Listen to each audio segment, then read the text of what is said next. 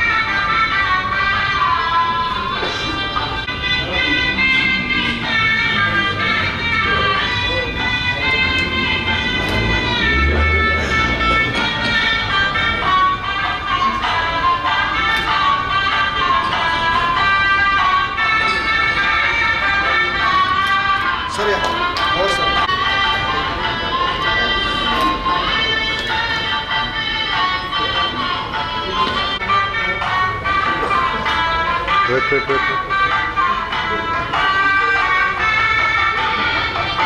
Okay, thank you. Okay. जय महाराष्ट्र माझा, गरजा महाराष्ट्र माझा, जय जय महाराष्ट्र माझा, गरजा महाराष्ट्र माझा।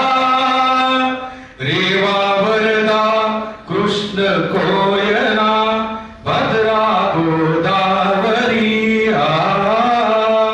एकपणाचे भरती पाणी मातीच्या घागरी। भीमथडीच्या तत्तानाया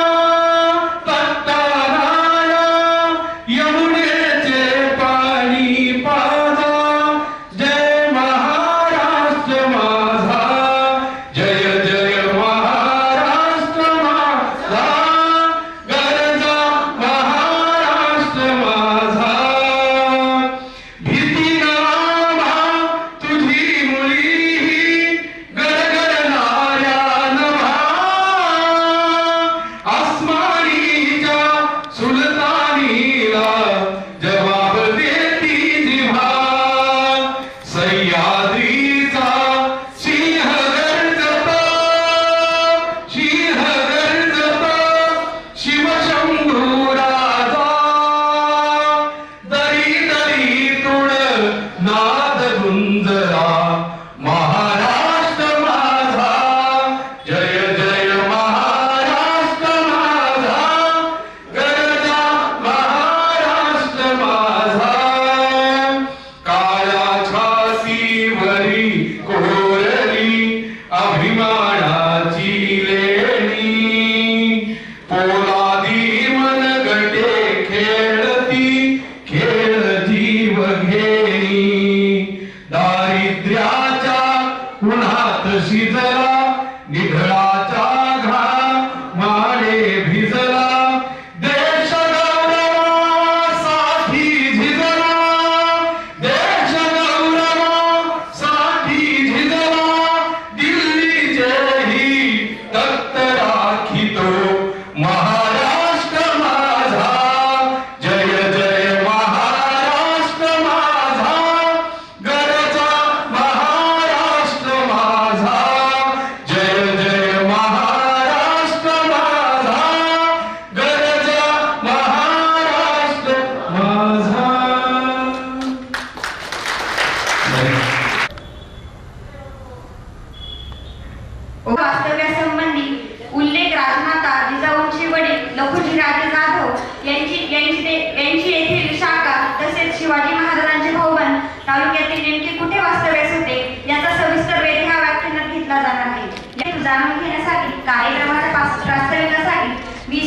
ढोलके सर यांना व्यासपीठावर आमंत्रित करते.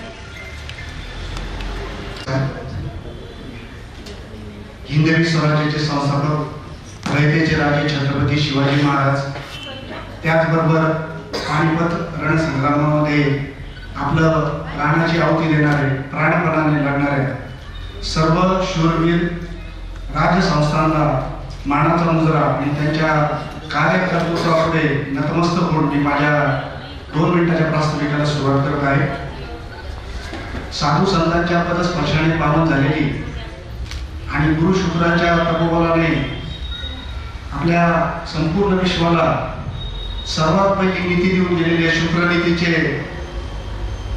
गुरु शुक्राचार्यांचे हे कोपरगाव स्थान आणि या गोदा तटावर साधू संत आले, राजे महाराज आले आणि त्यांचा इतिहास जागता राहावा म्हणून गोदातील इतिहास संशोधन मंडळ हे सतत कार्यरत असतात. नवीन नवीन माहिती त्या निमित्ताने पुढे येत असते.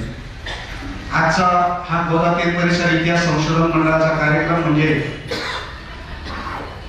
श्रीमंत मामणी पवार सरकार संस्थान देवा ज्युनियर, त्याचबरोबर राजे लखुजीराव जाधवराव ट्रस्ट, अखिल भारतीय मराठी नाट्य परिषद अहिल्यानगर जिल्हा शाखा, त्याचबरोबर आपल्या परिसरामध्ये आमचं सुरेश संस्था, त्याचबरोबर कृष्णाई बँक्वेट हॉल, कालांश राजगिरा चिक्कीचे वितरक, त्याचबरोबर सायन्स सिटी लॅब या सर्वांच्या एकत्रित सहभागातून आजचा हा कार्यक्रम संपन्न होत आहे. आजच्या या कार्यक्रमाला खास व्याख्यानासाठी उपस्थित असलेले इतिहास संशोधक आणि ज्यांचं मोठं योगदान आहे, मी 2 मिनिटात त्यांचा थोडा परिचय करून देणारच आहे. पण सर्वप्रथम सुमितजी डेंगळे सर या व्याख्यानासाठी खास पुण्याहून आपल्या कोपरगावात आले. आपण जोरदार टाळ्यांच्या गजरामध्ये या ठिकाणी त्यांचं स्वागत करावं.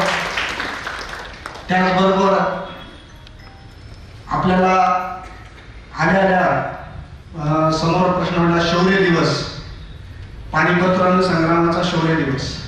बघा, मकर संक्रांती 1761 पानिपतची 3री लढाई आणि त्या 3ऱ्या लढाईच्या याच्यामध्ये आपलं जे युद्ध झालं पानिपतच्या रणभूमीवर अब्दालीच्या सैन्याबरोबर आणि त्या युद्धामध्ये जी शूरवीर घराणी होती त्याच्यामध्ये सदाशिवराव पेशव्यांचे नेतृत्वाखाली जी सरदार घराणी त्या ठिकाणी प्राणपणाने लढली आणि तो दिवस इतिहासात अजरामर दिवस आहे. काही वर्षापूर्वी हा दिवस ज्या ज्या लोकांनी पानिपत वाचलं, ज्या ज्या लोकांनी ऐकलं, त्यांच्या मनामध्ये पानिपत म्हणजे मराठ्यांची हार होती. पण जसं जसं इतिहास संशोधन पुढे गेलं आणि त्याच्यातून एक नवीन अध्याय पुढे आला की पानिपतमध्ये मराठ्यांची हार नव्हती. पानिपत हा दिवस आज 265 वर्षानंतर तो साजरा होतोय की 4 वर्षापूर्वी आम्ही एका छोट्या प्रतिमा पूजनाने तो सुरू केला आणि पानिपतच्या रणसंग्रामामध्ये अब्दालीच्या सैन्याविरुद्ध आपलं सैन्य त्या रणभूमीवर ज्या प्राणपणाने लढलं, एवढी कडवी झुंज त्यांनी त्या पानिपतच्या रणभूमीवर दिली. 265 वर्ष आज झाली. त्या मार्गाने आजही परकीय शत्रू याची हिंमत दिलेली, एवढी ती कडाडीची लढाई आपल्याला शूरवीरांनी दिली. बघा, कडाक्याचे थंडीचे दिवस आणि आपण बरेच जण थंडीला थोडंसं म्हणतो की लवकर कार्यक्रम घ्यायला पाहिजे, थंडीचे दिवस आहे. पण आपलं कुठलीही मोठी थंडीची अशी आरोग्यदार साधनं नसताना बघा, जी पानिपतची रणभूमी जो प्रांत आपण बघितला अतिशय कडाक्याचे थंडीचे दिवस होते आणि त्या थंडीमध्ये अक्षरशः पालापाचोळा करून आपलं सैन्य त्या ठिकाणी प्राणपणाने लढलं आणि त्यांनी ती झुंज दिली. त्या रणभूमीवर आपण जसा चिखल झाला म्हणतो ना एखाद्या प्राण्याचा आणि मातीचा, तसा रक्तमासाचा चिखल झाला होता. आणि आपल्या महाराष्ट्राचे पहिले मुख्यमंत्री स्वर्गीय यशवंतराव चव्हाण जेव्हा त्या पानिपतच्या रणभूमीला गेले आणि त्यांची ती माती हातात घेतली आणि यशवंतरावांना देवरून आला आणि यशवंतराव ढसाढसा घडले एवढं त्या पानिपतच्या शूरवीरांचं महत्व आहे. आणि बघा, ह्या शूरवीर घराण्यांबरोबर आपण जे पुढे समोर सगळे बसलेले आहे, आपले कुठले ना कुठले पूर्वज या राजे महाराजांच्या सेवेत होते आणि त्या सेवेमधून आपल्याला एक ऊर्जा मिळाली आणि ह्या ऊर्जेतून आपण हा प्रेरणा दिवस, हा शौर्य दिवस या ठिकाणी आपण साजरा करत आहोत. आजच्या या कार्यक्रमाला आम्हाला ज्यांनी सहकार्य केलं, त्याचबरोबर श्री गणेश कॉम्प्युटर इन्स्टिट्यूट आहे, साई क्लिनिक आहे, त्याचबरोबर अनिल कोल्ड्रिंक्स आहे, त्याचबरोबर आपले कोपरगावमधले वेगवेगळ्या संस्था आहे, अशा सगळ्यांचा सहभाग झाला. आणि सगळ्यात महत्त्वाचं कोपरगावकरांचा मी विशेष करून उल्लेख करत की ज्येष्ठ नागरिक संघटना आहे, आमचे सर्व मान्यवर आहे, या ठिकाणी सगळेच मान्यवर आहे. आणि मी प्रातिनिधिक स्वरूपात या ठिकाणी कोपरगाव न्यायालयाचे न्यायाधीश माननीय खैरान साहेब हे आवर्जून उपस्थित राहिले, त्यांचं आवर्जून मी या ठिकाणी स्वागत करतो. त्याचबरोबर पवार सरकार संस्थांचे आमचे जनरल मुख्यार श्री पाटील काका, त्याचबरोबर राजे लखुजीराव जाधव ट्रस्टचे ॲडव्होकेट देशमुख जाधवराव, त्याचबरोबर इतर वेगवेगळ्या सामाजिक संस्था आणि सगळ्यात महत्त्वाचं आमच्या सर्व आत्मीय स्वयंसेवक बंधू, त्याचबरोबर जोंधळे सरदार घराण्याचे वंशज आमचे राष्ट्रीय स्वयंसेवक संघाचे जिल्हा कार्यवाह श्री दीपकजी जोंधळे हेही आवर्जून या कार्यक्रमाला उपस्थित आहे. सर्व माता भगिनी उपस्थित आहे. या कार्यक्रमाला सहकार्य करणारे आमच्या स्वातंत्र्यवीर वीर सावरकर जी संघटना आहे, त्या संघटनेचे सर्व सदस्य, त्याचबरोबर धर्मयोद्धा स्वर्गीय भीमराव बर्वे स्मृती प्रतिष्ठानच्या वतीने या ठिकाणी विशेष सहकार्य झालं. इतिहास संशोधनामध्ये त्यांचं विशेष सहकार्य झालं. आम्ही त्यांचे या ठिकाणी विशेष आभार मानतो. सर्व ज्येष्ठ श्रेष्ठ मान्यवर यांचे या ठिकाणी मी आवर्जून स्वागत करतो. कोणाचा नामोल्लेख आवर्जून करते, कारण सर्व लोक माझे कोपरगावचे आहे आणि माझी प्रिय आहे. फार अधिक वेळ न घेता आपल्याला इतिहासाचं जे महाराजांपासून जे एक वेगळं पर्व सुरू झालं आणि महाराजांच्या लढाया सगळ्या माहिती आहे, पण आपण ह्या लढाया पुस्तकातून वाचल्या, चित्रपटातून बघितल्या, नाटकातून बघितल्या, पण त्याच्यानंतर त्यांच्या पुढच्या पिढीचं जे काही इतिहास संशोधन मोठ्या प्रमाणावर व्हायला पाहिजे होतं ते झालं नाही. आणि माननीय डेंगळे सरांनी या ठिकाणी मोठं काम केलं. डेंगळे सरांची ज्यावेळेस माझी भेट झाली आणि डेंगळे सरांनी आपल्या उत्तरनगर जिल्ह्यातील जी राजघराणी होऊन गेली, जे वाडे होते, ती वाडा संस्कृती काय होती याचं मोठं 2 वर्ष खूप महिने त्यांनी संशोधन केलं आणि त्यातून ऐतिहासिक वाडे घराणी या पुस्तकाचा जन्म झाला. बघा, हे जे मी सांगितलं की त्यांचा एक परिचय, त्यांचा एकाच ओळीत परिचय म्हणजे असा की आपल्याकडे कोपरगावमध्ये राघवदादा पेशवा आहे, आनंदीबाईचा सहवास होता. आपल्या कोपरगावच्या वाड्यात चिमणाजी पंतांचा जन्म झाला.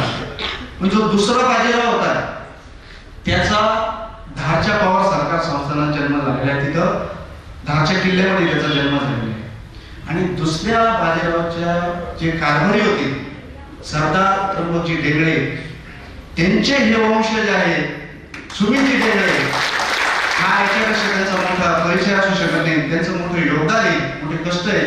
त्यांचं मी आवर्जून या ठिकाणी स्वागत करतो. प्रास्ताविकता फार अधिक वेळ घेता तुमच्याशी एक चांगला त्यांचे वेगवेगळ्या विषयावरती मार्गदर्शन करतील. पाठीमागं आपण आल्याने आपल्याला नवीन फलक बघायला भेटला असेल की एक आकडा वेगळा की पानिपतच्या रणभूमीवर ही सगळी घराणी होती. म्हणजे यांनी या घराण्यांचं कसं योगदान होतं आणि त्यांची पुढची पिढी आपल्या कोपरगाव तालुक्यात कशी वास्तव्याला पुढे होती याचं सगळी माहिती ते आपल्या व्याख्यानातून या ठिकाणी सांगणार आहे. आपल्या सर्वांच्या आणि कोपरगावकरांच्या वतीने विशेष त्यांचं स्वागत करून सर्वांनी पुन्हा एकदा त्यांच्या काळाच्या घरात स्वागत करावं. त्याचबरोबर माझ्या समोर आपण या ठिकाणी भारत मातेचं प्रतिमा पूजन केलेलं आहे, ती घोषणा द्यावी. भारत माता की वंदे हर हर. धन्यवाद. जय हिंद, जय महाराष्ट्र. मित्रांनो, आजच्या या आपल्या कार्यक्रमामध्ये एक अतिशय अभ्यासू असं व्यक्तिमत्व आपल्यामध्ये आलेलं आहे आणि आयोजकांचं कर्तव्य आहे की त्यांचा यथोचित परिचय करून देणं हे आमचं आद्य कर्तव्य आहे. सुमित डेंगळेजी हे लेखक, मुक्त पत्रकार व इतिहास अभ्यासक आहेत. त्याचबरोबर ते इंजिनियर आहेत. म्हणजे एखादा इंजिनियर इतिहास अभ्यासक असू शकतो ही माझ्या दृष्टीने फार महत्त्वाची गोष्ट आहे. पुण्यातल्या MIT महाविद्यालयातून त्यांनी IT इंजिनिअरिंग केलं. त्यानंतर सावित्रीबाई फुले पुणे विद्यापीठातून जर्नलिझम अँड मास कम्युनिकेशन या विषयात त्यांनी पदव्युत्तर शिक्षण घेतलेलं आहे. त्यात त्यांनी उत्तर अहिल्यानगर जिल्ह्यातील ऐतिहासिक वाड्यांची सद्यस्थिती हा अतिशय अभ्यासपूर्ण असा संशोधन प्रबंध सादर केलेला आहे. त्यातूनच पुढे त्यांचं ऐतिहासिक वाडे आणि घराणं हे अतिशय प्रसिद्ध असं पुस्तक त्यांनी प्रकाशित केलेलं आहे. गेल्या वर्षीच्या मार्चमध्ये पुस्तकाचं पुण्यामध्ये प्रकाशन झालं. छत्रपती शिवरायांचे वंशज संभाजीराजे छत्रपती आणि ज्येष्ठ इतिहासकार पांडुरंग बनसोडे यांच्या हस्ते त्याचं प्रकाशन झालेलं होतं. पुस्तकात उत्तर अहिल्यानगर जिल्ह्यातील म्हणजेच अकोले, संगमनेर, राहता, कोपरगाव, श्रामपूर आणि नेवासा इत्यादी 25हून अधिक मराठा काळातील घराण्यांचा अभ्यासपूर्ण वेध त्यांनी या ग्रंथामध्ये घेतलेला आहे.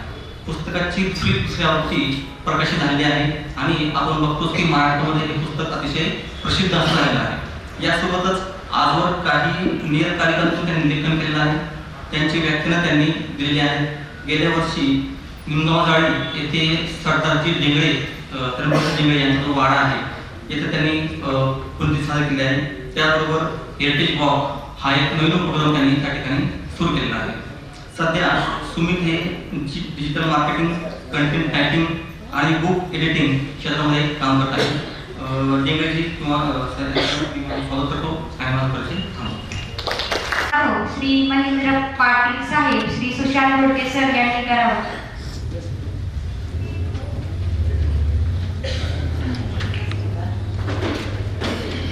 सुमित डेंगळे सर यांचा सत्कार स्नेहवस्त्र, सन्मानपत्र, श्रीफळ, गुलाब पुष्प देऊन करण्यात येत आहे.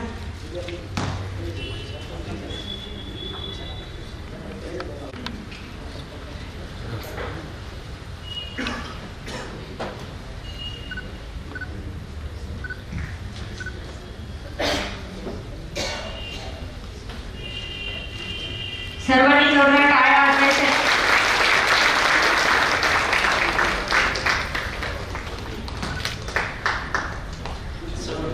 सरांना पुढे घे.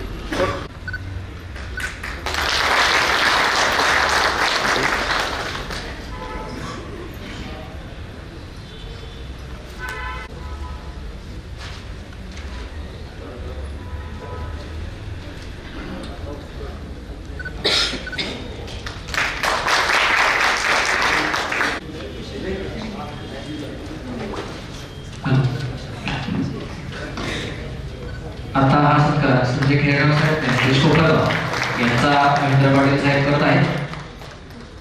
सोबत सुशांतजी घोडके सर.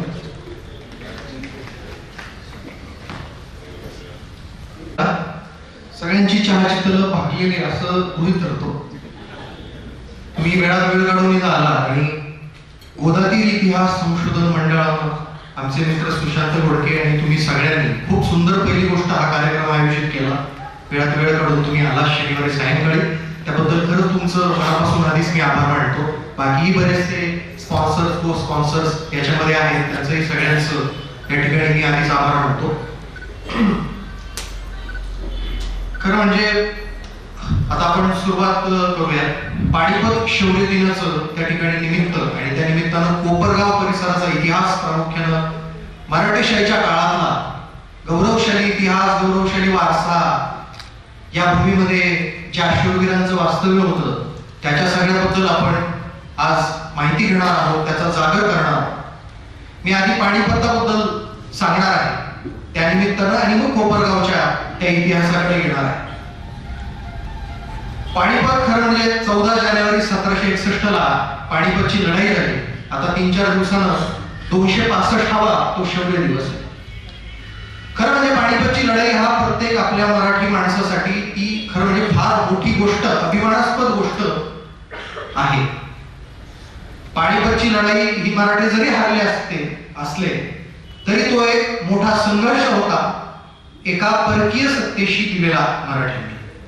त्याच्यामुळं आपण आज अलीकडे भरपूर तो शौर्य दिवस म्हणून साजरा त्या ठिकाणी केला जातो, पण पुण्यासारख्या ठिकाणी वगैरे तो साजरा केला जातो मला काही एक माहिती होतं, पण कोपरगाव सारख्या ठिकाणी तो साजरा करणं आणि या ठिकाणी हे पवार सरकारच्या पाटीलकीच्या वतनाचं गाव, रघुनाथराव पेशव्यांच्या वास्तव्याचं गाव, अनेक शास्त्री पंडितांचं गाव, अनेक पेशवे इथं राज्यकर्ते येऊन गेले, त्यांचा पदस्पर्शानं पावन झालेली ही गोदावरी काठची भूमी इथं तो साजरा करणं ही मला पहिली गोष्ट फार महत्वाची वाटते. पाणीपत आपल्याला माहिती आहे, पाणीपत हे आजच्या हरियाणा मधलं एक गाव. तिथं 18व्या शतकामध्ये 1761ला लढाई झाली. मराठी आणि अफगाणिस्तानचा बादशाह अहमद शाह अब्दालीच्या मध्ये. कसं काय झाली होती लढाई? आता मराठी कुठले? महाराष्ट्रातले. आणि तो अफगाणिस्तानचा. काय नेमका काय संबंध त्याचा? मराठीच का तिथं लढाई करतायत? याच्यासाठी आपल्याला पार्श्वभूमी जाणून घ्यायला लागेल. याची सुरुवात छत्रपती शिवाजी महाराजांपासून, त्या ठिकाणी त्याची सगळ्याची बीज ही तिथपासून आहेत. आपला गौरवशाली इतिहास हा छत्रपती शिवाजी महाराजांपासून तो सुरू होतो की 17व्या शतकामध्ये शिवाजी महाराजांनी मराठ्यांचं राज्य स्थापन केलं. महाराजांबद्दल आपल्याला सर्वांना माहिती, त्यांनी मुघलांशी किंवा इकडे विजापूरच्या आदिलशाहीशी पाश्चात्य सत्तांशी संघर्ष केला. स्वतःचं राज्य त्यांनी निर्माण केलं. 6 जून 1674 ला राज्याभिषेक झाला. त्याच्यानंतरच्या काळात त्यांच्या मृत्यूनंतर संभाजी महाराजांनी त्या राज्याचं रक्षण केलं. औरंगजेब बादशाह इथं दक्षिणेत होता. संभाजी महाराजांच्या नंतर छत्रपती राजाराम महाराज ताराबाई साहेब यांनी त्या राज्याचं रक्षण केलं. मुघलांच्या छायेपासून ते राज्य वाचवलं. त्याच्यानंतर औरंगजेबाचा 1707 ला मृत्यू झाला आणि मग ती दिल्लीच्या किंवा त्या नेतृत्वाची एक पोकळी निर्माण झाली आणि त्याच्यानंतर मराठ्यांच्या विजयाची घोडदौड चालू झाली. संभाजी पुत्र शाहू महाराज छत्रपती झाले साताऱ्याला आणि शाहू महाराजांच्या पेशव्यांच्या काळात मराठी सत्तेचा मोठा विस्तार झाला.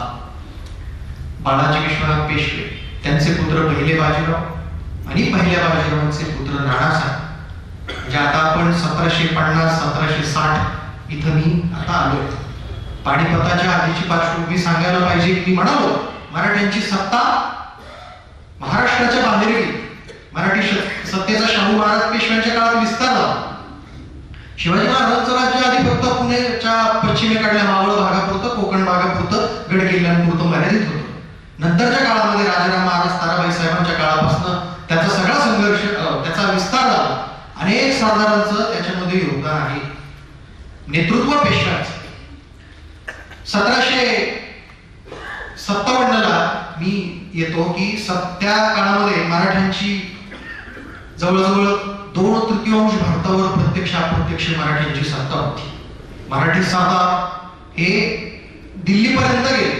1757 ला मराठ्यांनी 11 ऑगस्टला दिल्ली जिंकली आणि दिल्लीच्या बादशहाला त्या ठिकाणी ताब्यात घेतलं आणि त्यानंतर ताब्यात म्हणजे दिल्लीच्या बादशहाचं त्या ठिकाणी संरक्षण केलं. आणि भरपूर सगळ्या त्या दिल्लीच्या दरबारामध्ये सरदार उमरावांचं वर्चस्व वाढलेलं होतं. भरपूर सगळं व्हायचं. दिल्लीच्या बादशहानेच मदत मागितली आणि त्याच्यानंतर मराठे पंजाबात गेले, मराठे सरहिंदमध्ये गेले, लाहोरमध्ये गेले आणि अटकेचा किल्ला मराठ्यांनी जिंकला 1758 ला. ही खरंच फार मोठी गोष्ट होती. मराठी सरदार भरपूर मोठे. त्याच्यामध्ये महत्वाची नावं सांगायची झाली तर ग्वाल्हेरचे शिंदे, इंदोरचे होळकर, बडोद्याचे गायकवाड, नागपूरचे भोसले, 10 दिवसचे पवार, भरपूर अशा सरदार घराण्यांचं त्याच्यामध्ये योगदान होतं. आता झालं असं, दिल्लीच्या रक्षणाची जबाबदारी मराठ्यांनी घेतली. तेव्हाच त्या काळामध्ये ह्या अफगाणिस्तानचा बादशाह जो होता, अफगाणिस्तानचा सुलतान अहमद शाह अब्दाली, त्याच्या स्वाऱ्या भारतामध्ये व्हायला लागल्या. अहमद शाह अब्दालीच्या 3-4 स्वाऱ्या भारतामध्ये झाल्या. स्वाऱ्या ह्या आपण म्हणतो राजकीय स्वार्थासाठी असतात, बरोबर ते चालतं, पण त्यांनी मोठ्या प्रमाणात कत्तली केल्या. अहमद शाह अब्दालीनं मथुरा लुटलं. होळीच्या दिवशी मथुरेमध्ये यमुनेचा घाट, यमुनेचं पाणी लाल झालं, रक्त पाक केला. मथुरा हे श्रीकृष्णाचं स्थान आहे, लक्षात घ्या. दिल्लीमध्ये भरपूर जाळपोळ होती. अशा वेळेस मराठे पेटून उठले. मराठी त्यावेळेस ते अटकेचा किल्ला जिंकून तिथली व्यवस्था राहून रघुनाथराव पेशवे वगैरे सगळी मंडळी पुण्यात आली. पण त्याच्यानंतर त्याची आक्रमणं किंवा त्याचा एक जो समर्थक होता नजीब खान रोहिला खंडामध्ये म्हणजे उत्तर प्रदेशामध्ये, तो खरं म्हणजे कलिपुरुष मराठ्यांच्या दृष्टीनं, तो त्या अहमद शाह अब्दालीला बोलवायचा. आपलीच लोक भरपूर ती फूस सगळी लावायची आणि जवळजवळ दिल्लीवर कितीतरी आक्रमण झाले आणि दिल्लीचं तख्त जवळजवळ अस्थिर सगळं झालं.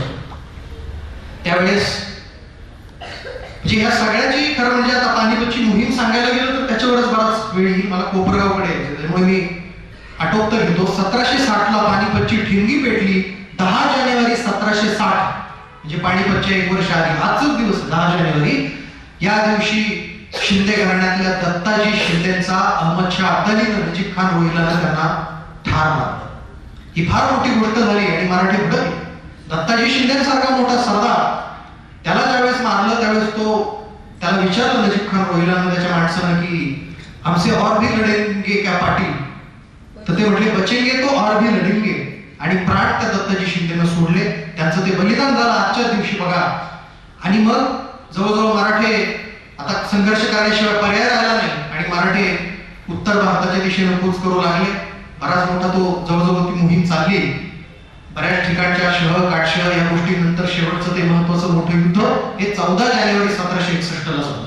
ते फार मोठं युद्ध होतं. त्या 18व्या शतकातलं ते जगातलं सर्वात मोठं युद्ध होतं. हे लक्षात घ्या. पानिपत दिल्लीच्या बादशाच्या वतीनं मराठ्यांनी एका परदेशी सत्तेशी संघर्ष केलेला आहे. होतो 2 छोट्या छोट्या राज्यांमधली लढाई नाही ती. मराठे की जे त्या काळात तुम्ही पत्रव्यवहार पाहिला तर मराठ्यांनी म्हटलेलं की ह्या राष्ट्राचं रक्षण करायला आपण पाहिजे. दिल्लीची बादशाही खिळखिळी झालेली असताना मराठे इथून ह्या गोदावरी भीमा कृष्णेच्या काठापासून हे मराठे गेले आणि त्यांनी त्या ठिकाणी पानिपतच्या त्या रणांगणावर अहमदशाह अब्दाली सारख्या मोठ्या शत्रूला झुंज दिली. 1 लाख बांगडी फुटली अशी बकरीमध्ये वर्णन आहे. 1 लाख लोक जवळजवळ गेली. मोठे मोठे सरदार गेले ज्याच्यामध्ये म्हणजे पेशवे घराण्यातले पुरुष जे म्हणजे सेनापती पानिपतच्या मोहिमेचे होते ते सदाशिवराव भाऊ पेशवे गेले. शमशेर बहादर जो होता तो गेला. विश्वासराव पेशवा जो नानासाहेबांचा पुत्र होता तो गेला. अनेक सरदार कामी आले. त्यांची नावं बरीच मोठी आहे. त्यातलं एक यशवंतराव पवारांचं नाव इथं सांगायला पाहिजे कारण ते कोपरगावशी संबंधित आहे.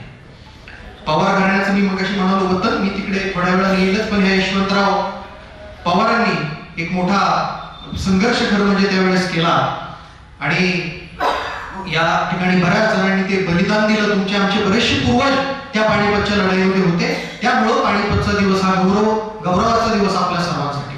आता त्याच्यामध्ये मराठ्यांची हार झाली तशी आपण होतो हारलेले आहेत मराठी युद्ध. पण लक्षात घ्या जिंकणं किंवा हारणं हे महत्वाचं नाहीये. संघर्ष करणं महत्वाचं आहे. फार मोठा संघर्ष होता हो. काही छोटा संघर्ष नव्हता. अब्दालीचंही नुकसान झालं. अब्दाली त्याच्यानंतर त्याच्या मायदेशी परतला अफगाणिस्तानमध्ये. परत अब्दालीनं मागं वळून सुद्धा भारताकडे बघितलं नाही. परत अब्दाली आला नाही कधी भारतात येण्याची हिंमत झाली नाही. त्याची सुद्धा सत्ता खिळखिळी झाली. त्याचं मराठ्यांना पत्र आहे की आता दिल्लीच्या बादशाहीचं तुम्हीच सगळं राजकारण दिल्लीची सांभाळलं पाहिजे असं त्याचं पत्र नंतरच्या काळात पेशव्यांना आलं. म्हणजे एवढी दहशत मराठ्यांनी तिथे निर्माण केली आणि उत्तरेकडची आक्रमण ही मराठ्यांनी कायमची थांबवली. त्याच्यामुळे आपण म्हणतो दिल्लीचेही तख्त राहत होतो महाराष्ट्राचा. असा तो पानिपतचा सगळा गौरव आहे.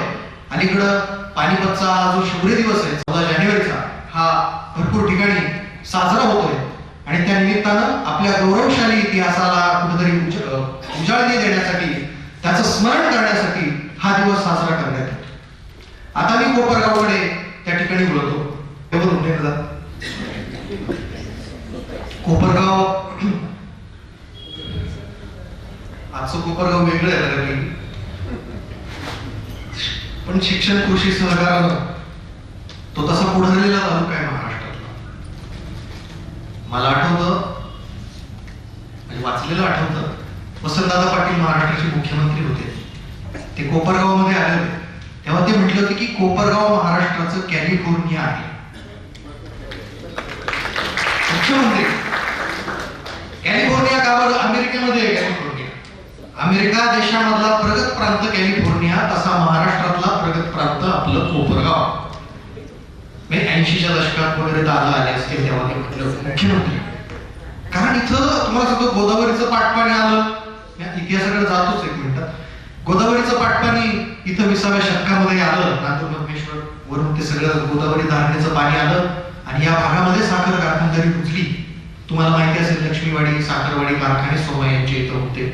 भरपूर शेतकरी या ठिकाणी पुणेकर माळी समाज मोठ्या प्रमाणामध्ये आला. बोरावकी असतील गिरणे असतील आणि नंतरच्या काळात सहकारी साखर कारखानदारी आली आणि भरपूर मोठ्या प्रमाणामध्ये इथं शिक्षण कृषी सहकारामध्ये विकास या ठिकाणी कोपरगाव आणि आसपासच्या भागाचा झाला. खूप मोठा खरा म्हणजे तो अलीकडच्या काळातला पण इतिहास आहे लक्षात घ्या. पण मागे वळून आपण जर कोपरगावकडे पाहिलं तर त्याचा इतिहास हा शतकानुशतकांचा आहे. प्राचीन काळापासूनचा इतिहास या कोपरगावला आहे. कोपरगावचं जुनं नाव कर्पूर ग्राम असं होतं. फार प्राचीन म्हणजे पौराणिक परंपरा आमच्या शुक्राचार्यांपासून सांगतात की दैत्यगुरु शुक्राचार्य जे होते, दैत्यांचे गुरु शुक्राचार्य, त्यांची ही तपोभूमी आहे. दैत्यगुरु शुक्राचार्य संजीवनी विद्या त्यांना अवगत होती. ते मेले म्हणजे मृत व्यक्तींना परत जिवंत करण्याची ती विद्या आपल्या पुराणात सांगितलेली ती शुक्राचार्यांना येत होती. आणि ते बरेचसे दैत्यांची मंडळी ती जिवंत करायला लागल्यावर देवांना वाटायला लागले की आता आपलं सगळं कसं होणार. मग त्यांनी कचेश्वराला पाठवलं.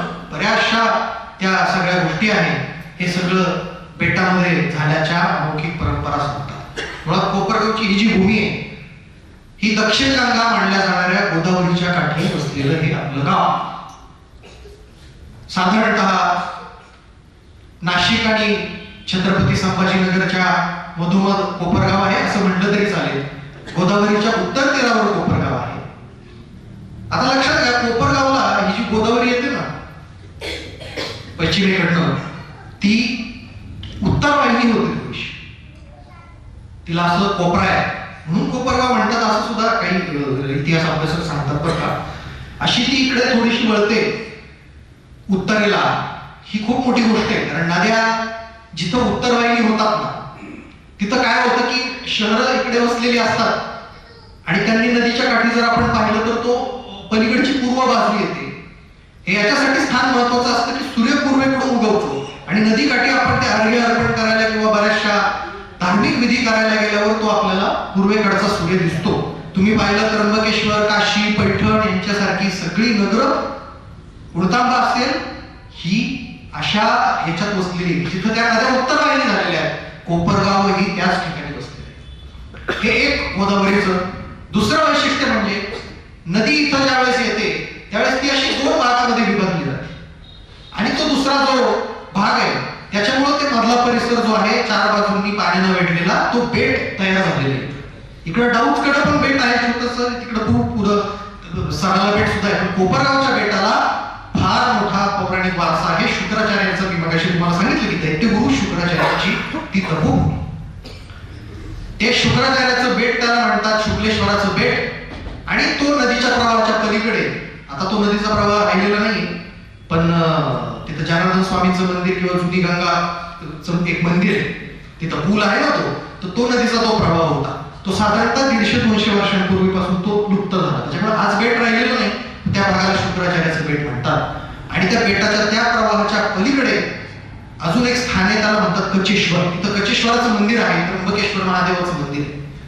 म्हणजे कोपरगाव आणि त्याच्याजवळ शुक्राचार्याचं बेट आणि कचेश्वर ही 3 ठिकाणं आहेत तशी एकाच भागात. लक्षात घ्या. कोपरगाव म्हणजे तशी हा गोदातील परिसर जो आहे ना मुळात हा खूप मोठा. म्हणजे तसं पुढं पाहायला गेलं आपण तर पुढं नदीनं आपण काठानं सरळ गेलो तर उजव्या बाजूला कुंकुमस्थान नावाचं जुनं नगर होतं, त्याचं नाव आता कोकणठाम आहे. आणि डाव्या बाजूला संवत्सर. हे सुद्धा 2 प्राचीन नगर आहेत बरं का. तसा तो इतिहास फार मोठा आहे. तुम्ही संवत्सरला पाहिलं तर तिथं शृंगेश्वराचं मंदिर आहे, विभांड ऋषीचं मंदिर आहे.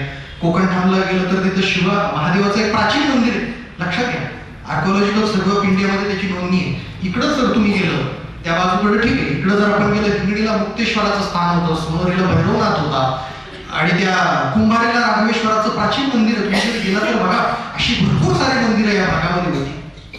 कोपरगाव शहरामध्ये जर आपण पाहिलं शास्त्री पंडितांची ही भूमी कोपरगाव.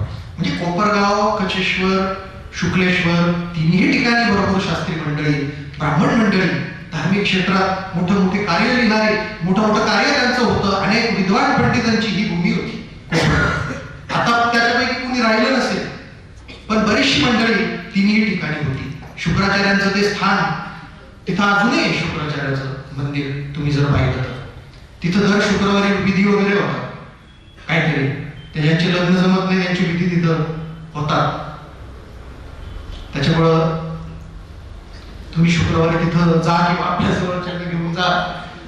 तिथं विधी वगैरे चाललेले असतात, छान माहोल असतो. त्याच्या समोरच तिथं 3 मंदिर आहेत. एक महादेवाचं आहे, एक विष्णूचं आहे, एक गणपतीचं आहे. जुनी ती मंदिरं, पण पेशवाच्या काळामध्ये, रघुनाथराव पेशव्यांच्या काळामध्ये ती मंदिरं बांधली. अप्रतिम मराठा शैलीतली ती मंदिर आहे. आणि त्याच्या पुढे गेलं त्यात तिथंच एक संजीवनी पार आहे.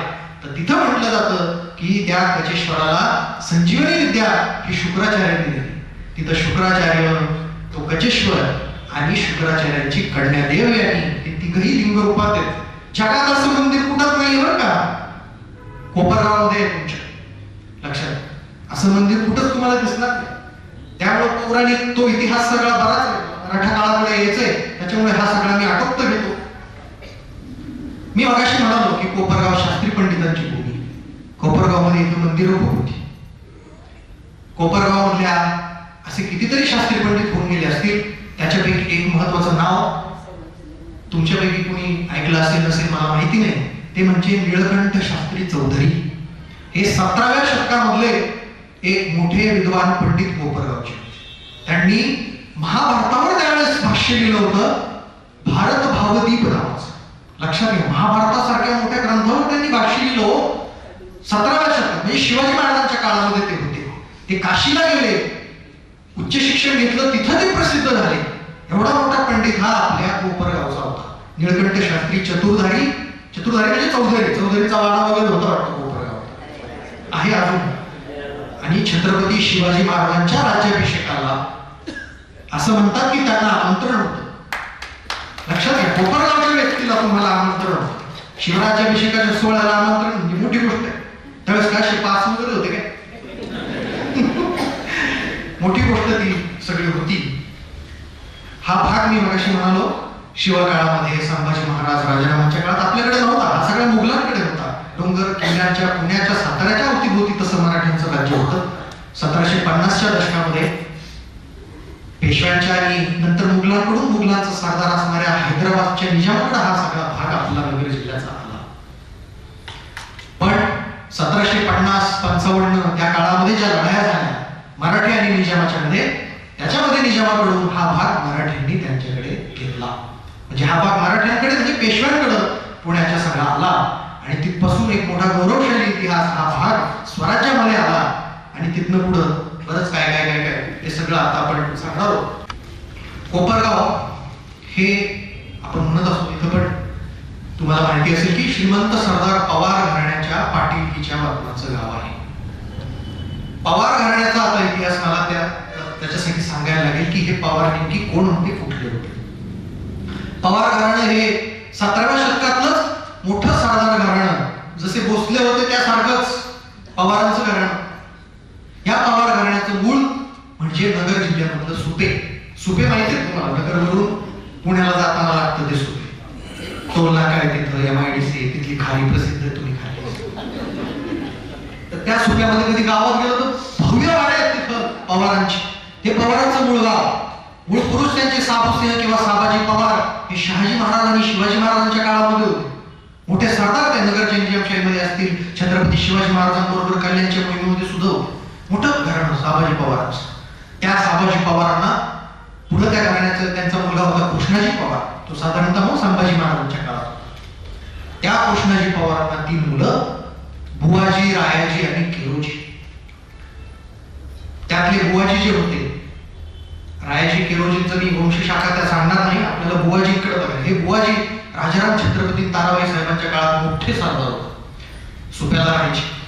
आणि ह्या बुवाजींचं पुढे मुलं जे होते काळोजी आणि संभाजी, यांनी ताराबाई साहेब आणि शाहू महाराजांच्या काळात मोठे मोठे पराक्रम केले. अनेक वतनं मिळवली. बरीचशी त्यांची वतनं ही ह्या नगरच्या भागामध्ये होती. कोपरगाव बहुधा त्या काळामध्ये त्यांचं वतन असावं. पण त्या काळोजींची जी मुलं होती, सगळ्यात थोरली काळोजी, आता मी तिथे येणार, त्या काळोजींना 4 मुलं होते. लक्षात घ्या, काळ आहे साधारण बाजीराव पेशव्यांचा, नानासाहेबांचा 1740-50 असा तो काळ.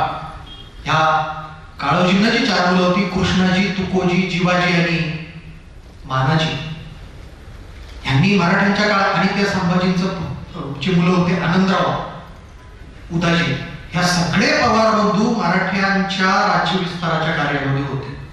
पानिपतात होते, वेगवेगळ्या छोट्या छोट्या युद्धांमध्ये सगळे ही मंडळी होती. आणि जेव्हा माळव्यामध्ये म्हणजे मध्य प्रदेशातला भाग बाजीराव पेशव्यांच्या काळामध्ये मराठ्यांनी जिंकला. त्यावेळेस 1731 ला माळव्याची म्हणजे मध्य प्रदेशातली वाटणी झाली. 3 सरदारांमध्ये ती वाटणी करण्यात आली. एक शिंदे, होळकर आणि एक पवार. शिंदे उज्जैनचे, ते नंतर ग्वाल्हेरला गेले, होळकर इंदोरला आणि पवारांना तसे 2 गावं देण्यात आले, धार आणि देवास.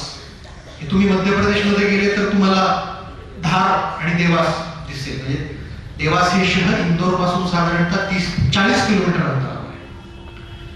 ह्या काळोजींची जी मुलं होती, कृष्णाजी ते सुप्याला राहिले, तुकोजी, जीवाजी, मानाजी इथं पाथऱ्याला गेले, इथं राऊरी तालुक्यामध्ये पाथरे, आणि त्यातले जे तुकोजी आणि जीवाजी होते हे देवास गेले.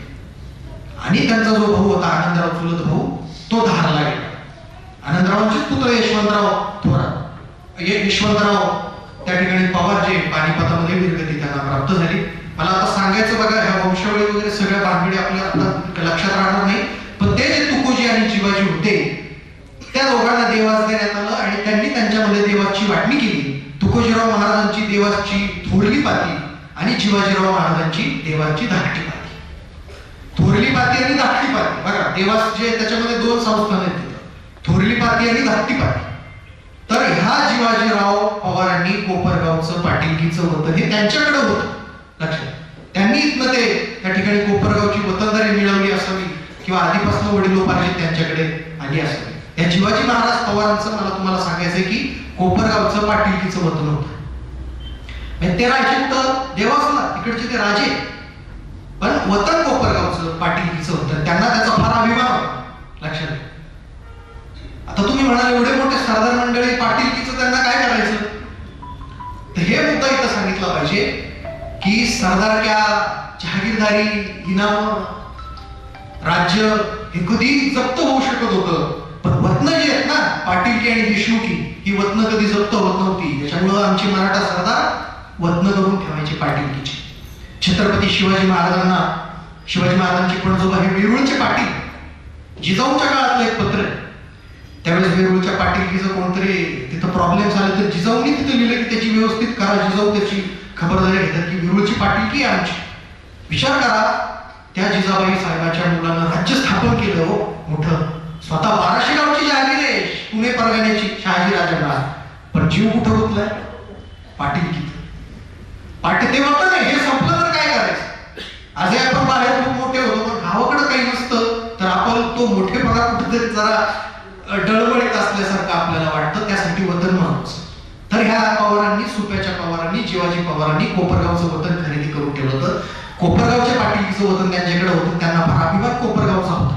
ते आणि त्यांच्यानंतरच्या पुढच्या 5-7 पिढ्या कोपरगावला यायच्या. आणि कोपरगाव जवळचं एक गाव आहे जेऊर कुंभारी म्हणून, माहिती आहे तुम्हाला, नदीच्या पलीकडे. ते असे 2 त्यांची पाटीलकीची वतन गावामध्ये होती. जेव्हा पाटीलकीचं वतन त्यांचं कोपरगाव होतं, त्यांनी गावामध्ये मोठा वाडा बांधला. माहिती आहे का तुम्हाला, कोपरगावमध्ये पवारांचा वाडा आहे मोठा भव्य. पवार सरकारचा वाडा त्याला म्हणतात, सरकार म्हणतात, कारण ते देवाचे राजे. लक्षात, मोठे पवार घराणं फार मोठं आहे ना का.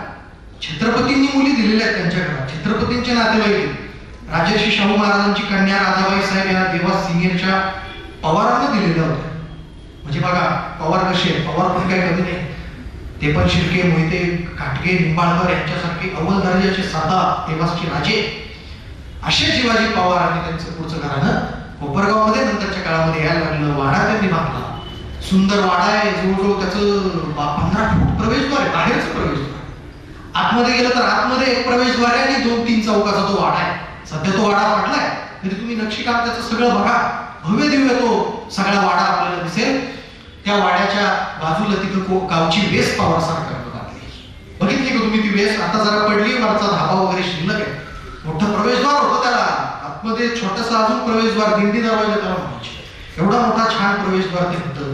आतमध्ये शिरलं, त्या वेशीतनं समजा नदीकडनं आपण आलो, डाव्या बाजूला वाडा, उजव्या बाजूला मारुतीचं मंदिर आणि समोर तिथं सोमेश्वर महादेवाचं मंदिर. हे सोमेश्वर महादेवाचं मंदिर, आता ते सोमेश्वराचं स्थान बहुतेक जुनं असलं पाहिजे. तिथं पवारांनी मंदिर बांधलं. त्या ठिकाणी ते मोठं देवस्थान आहे, 5-6 फूट उंचीचा त्याचा उताराच देवस्थान. त्याच्यावर ते भव्य दिव्य मराठा काळातलं अप्रतिम सोमेश्वर महादेवाचं मंदिर आहे. ते पवार सरकारच्या खासगी मालकीचं त्या ठिकाणी मंदिर होतं. म्हणजे बघा, गावाला गाव पुष्पन होते पवार सरकारनं बांधलं. गावच्या तुमच्या बाजारतळ जिथं आज आहे तिथं पवार सरकारचा हत्तीखाना होता. पवार इथे यायचे, हत्ती घोडे डांडवून त्यांचा असायचा. कोपरगावमध्ये राहायचे, जेऊर कुंभारीमध्ये राहायचे. जेऊरला पण तुम्ही गेलेत कधी, नदीकाठी पवारांचा वाडा आहे, अर्धे एक वाडा आता पडला होतच राहिले फक्त. तिथं 3-4 मंदिर आहेत, महादेवाचं आणि खंडोबाचं, देवीचं, अजून एक त्या ठिकाणी 3-4 मंदिर आहेत. एका पवार देवासच्या पवार राजांची समाधी जेऊर. लक्षात, हे जिवाजी पवार ज्यांनी मोठा संघर्ष केला मराठ्यांच्या राज्य विस्तारात ते होते. कोपरगावच्या पाटीलकीचा त्यांना अभिमान होता. तुम्ही सोमेश्वर महादेव मंदिरात गेले ना, नंदीच्या पुढे ज्यावेळेस गाभाऱ्यात आपण शिरतो त्यावेळेस एक शिलालेख येतो. तुम्ही बघितलाय का? शिलालेख आहे असं. तिथे लिहिलेले राजश्री जिवाजी काळोजी पवार, कसबे मोकादम कोपरगाव यांनी ते मंदिर बांधण्याचं उल्लेख. पवार त्या शिलालेखामध्ये देवस्थ आणि राजे आहेत, सरदार आहेत, श्रीमंत आहे असं काही म्हणत नाही. ते म्हणतात मोकादम कसबे कोपरगाव. मोकादम म्हणजे पाटील, आम्ही कोपरगावचे पाटील. लक्षात घ्या, पवार सरकारांचं येणं जाणं कोपरगावमध्ये, म्हणजे आता पवार तसे देवस्थला राहणार आहे, पण त्यांच्या वतीने इथं पाटीलकीचा जो काही मी मगाशी म्हणालो, पाटीलकीचं मगाशी ते जिजाऊंचं मी सांगितलं तुम्हाला. महाजी शिंदे भांडेरचे राजे, पाटीलकीचं वतन श्रीगोंद्याला होतं त्यांचं. त्यांना फार अभिमान होता. त्यांना दिल्लीच्या बादशाहकडून वकिली मुतलक पुरस्कार मिळाला. पण त्यांना स्वतःला असं राजा श्रीमंत वगैरे म्हणलेलं आवडत नव्हतं. काय म्हणलेलं आवडायचं माहिती का? पाटील म्हणलेलं आवडायचं. लक्षात, इंदोरच्या होळकरांचंही वाघगावच्या पाटीलकीचं वतन होतं, मोठा वाडा बांधला. त्याच्या अशी भया पाटील, तसा पण पाटील सगळ्यात मोठा म्हणायचा राजापेक्षा या अर्थी गमतीनं, कारण ते वतन. लक्षात, सगळं राजघराणे संपले, पाटीलकी अजून शिल्लक राहिली पोलीस पाटीलकीच्या रूपानं. इंग्रजही काही नाही करू शकले. पाटलाला मान गावात असायचा बाबा. आजही आपण म्हणतो तू बाहेर किती मोठा फ्लॅट घेतले, गावात काय. अशा ह्या पवार सरकारचं पाटीलकीचं वतन. पण आता पवार राहायचे देवासला, इथलं पाटीलकीचा कारभार कोण बघणार? तर त्यांच्या विश्वासातलं नरोड्यांचं घराणं सगळी पाटीलकीचा कारभार बघायचे. लक्षात, नरोड्यात कसे पाटील, बाळासाहेब उर्फ महेंद्र पाटील इथं बसलेले. लक्षात, इतका विश्वास होता पवार सरकारचा नरोडे पाटलांवर की तुम्हीच सगळं बघा. आम्ही तिकडं असूच नाम मात्र आमच्या वतीनं सगळं तुम्ही. जणू काय पवारांचे ते सरदार असल्यासारखा एवढा मोठा विश्वास असं ते नातं पवार सरकारचं नरोड्यांचं होतं. लक्षात, सोमेश्वर मंदिराच्या बाजूला नरोड्यांचा सुद्धा वाडा आहे. आणि प्रत्येक गावामध्ये बैलपोळा ज्यावेळेस असतो ना, त्या बैलपोळ्याचा तो मान बैलजोडीचा पहिला पाटलाला असतो. तो पवार सरकारला असायचा. पवार सरकार म्हणायचे नरोडेंना तुम्ही तो मान घ्या. नरोडेंकडे ती बैलजोडी सगळी असायची. बाळासाहेब पाटील देवासला दिल्लीला पण गेलेले महाराज. त्यावेळेस महाराजांनी त्यांचं चांगलं आदर स्वागत पाहुणचार केलेलं आहे. पूर्वी सगळी नरोडे मंडळी जायची, तर काय चाललंय आपल्या गावात म्हणून ते त्यांची चांगली पडदस्त ठेवायची नरोडे. इतका मोठा विश्वास हा नरोडे पाटलांवर त्या ठिकाणी त्यांचा होता. म्हणजे पाटीलकी बघायची प्रत्यक्ष इथं नरोडे पाटील. या कोपरगावामध्ये आता हे सगळं पवार सरकार तर झालंच. दुसरा एक महत्वाची गोष्ट जी आपल्याला तुम्हाला बऱ्याचराव पेशव्यांचं वास्तव्य लागलेली. रघुनाथराव पेशवे कोण होते? पेशवे होते. पहिल्या बाजीराव पेशव्यांचे ते पुत्र. पहिल्या बाजीराव पेशवे मराठा साम्राज्याचा विस्तार करणारे, त्यांना 2 मुलं, नानासाहेब आणि रघुनाथराव. हे रघुनाथराव पेशवे फार पराक्रमी होते. लक्षात, मराठी राज्याचं मी मगाशी सांगितलं ना, 1757 दिल्ली जिंकली, 1758 अटकचा किल्ला जिंकला, पाकिस्तानापर्यंत त्या मराठी राज्य उत्तर भारतात नेलं. त्या मोहिमेचे सेनापती होते रघुनाथराव पेशवे. ह्या रघुनाथराव पेशव्यांना पानिपत नंतर नानासाहेब पेशव्यांचा मृत्यू झाला आणि नानासाहेबांचा धाकटा बंधू आहे रघुनाथराव पेशवे. पण नानासाहेबांचा लहान मुलगा माधवरावाकडे पेशवे गेले, कारण तो मोठ्याच्या मोठ्या घरामध्ये पूर्वी सत्ता जायची. आणि मग माधवराव पेशव्यांचा आणि रघुनाथरावांचं काही पटलं नाही.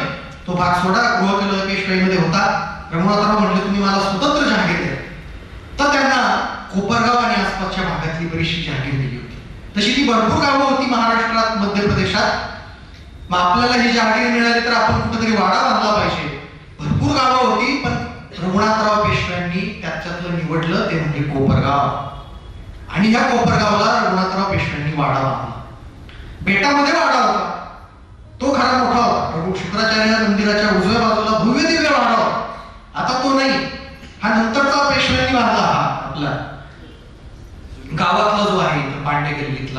तो नंतर बांधला. पण तो जो वाडा होता तो खूप भव्य दिव्य होता बरं का, पेशव्यांचा वाडा. रघुनाथराव पेशव्यांनी तो वाडा त्या ठिकाणी बांधला. जे पवारांच्या पाटीलकीचं वतन होतं तो सरंजाम त्या रघुनाथराव पेशव्यांकडं या भागाचा सगळा जहागिरीचा काही काळ होता. नंतर तो जप्त केला गेला. पण वाडा वगैरे सगळा त्यांचा तिथं राहिला. पेशवे तिथे यायचे. रघुनाथराव पेशव्यांचं नंतर माधवरावांशी पटलं नाही. बराचसा संघर्ष झाला. इंग्रज मराठा युद्ध तो भाग सोडा. त्या इंग्रज मराठा युद्धानंतर रघुनाथरावांना शेवटी माधवराव म्हटले की आता तुम्ही, किंवा नंतरच्या काळामध्ये पेशवे म्हटले की आता रघुनाथरावांचे सगळे पंख छाटले, एक वेगळं वाढलं आणि आता तुम्ही त्यांना जेव्हा राजकारणातून अलिप्तता पत्करायला लागली तेव्हा पेशवे म्हटले की तुम्ही कुठेतरी पुण्याबाहेर त्या ठिकाणी एका ठिकाणी राहा, हालचाल करू नका, राजकीय तुम्ही खूप राजकारण करता, तो वेगळे. तर ते म्हटले मला कोपरगावला राहायचं. इतकं त्यांचं कोपरगाववर ह्या गोदाकाठीवर प्रेम होतं. रघुनाथराव दादा इथं कोपरगावमध्ये आले. पण ते 3-4 महिने आजारी होते. त्यावेळेस वय झालेलं होतं. या कोपरगावच्या भूमीत पराक्रमी अशा रघुनाथराव पेशव्यांनी शेवटचा श्वास घेतला. लक्षात, त्याचा मृत्यू इथं झाला. तो वाडा तर मोठा होता, आज तो नाही. त्या वाड्याचं काय झालं काय नाही तुम्ही माझ्या पुस्तकात वाचा. सगळ्या गोष्टी आहेत त्या वाड्याच्या. इथला हा वाडा होता.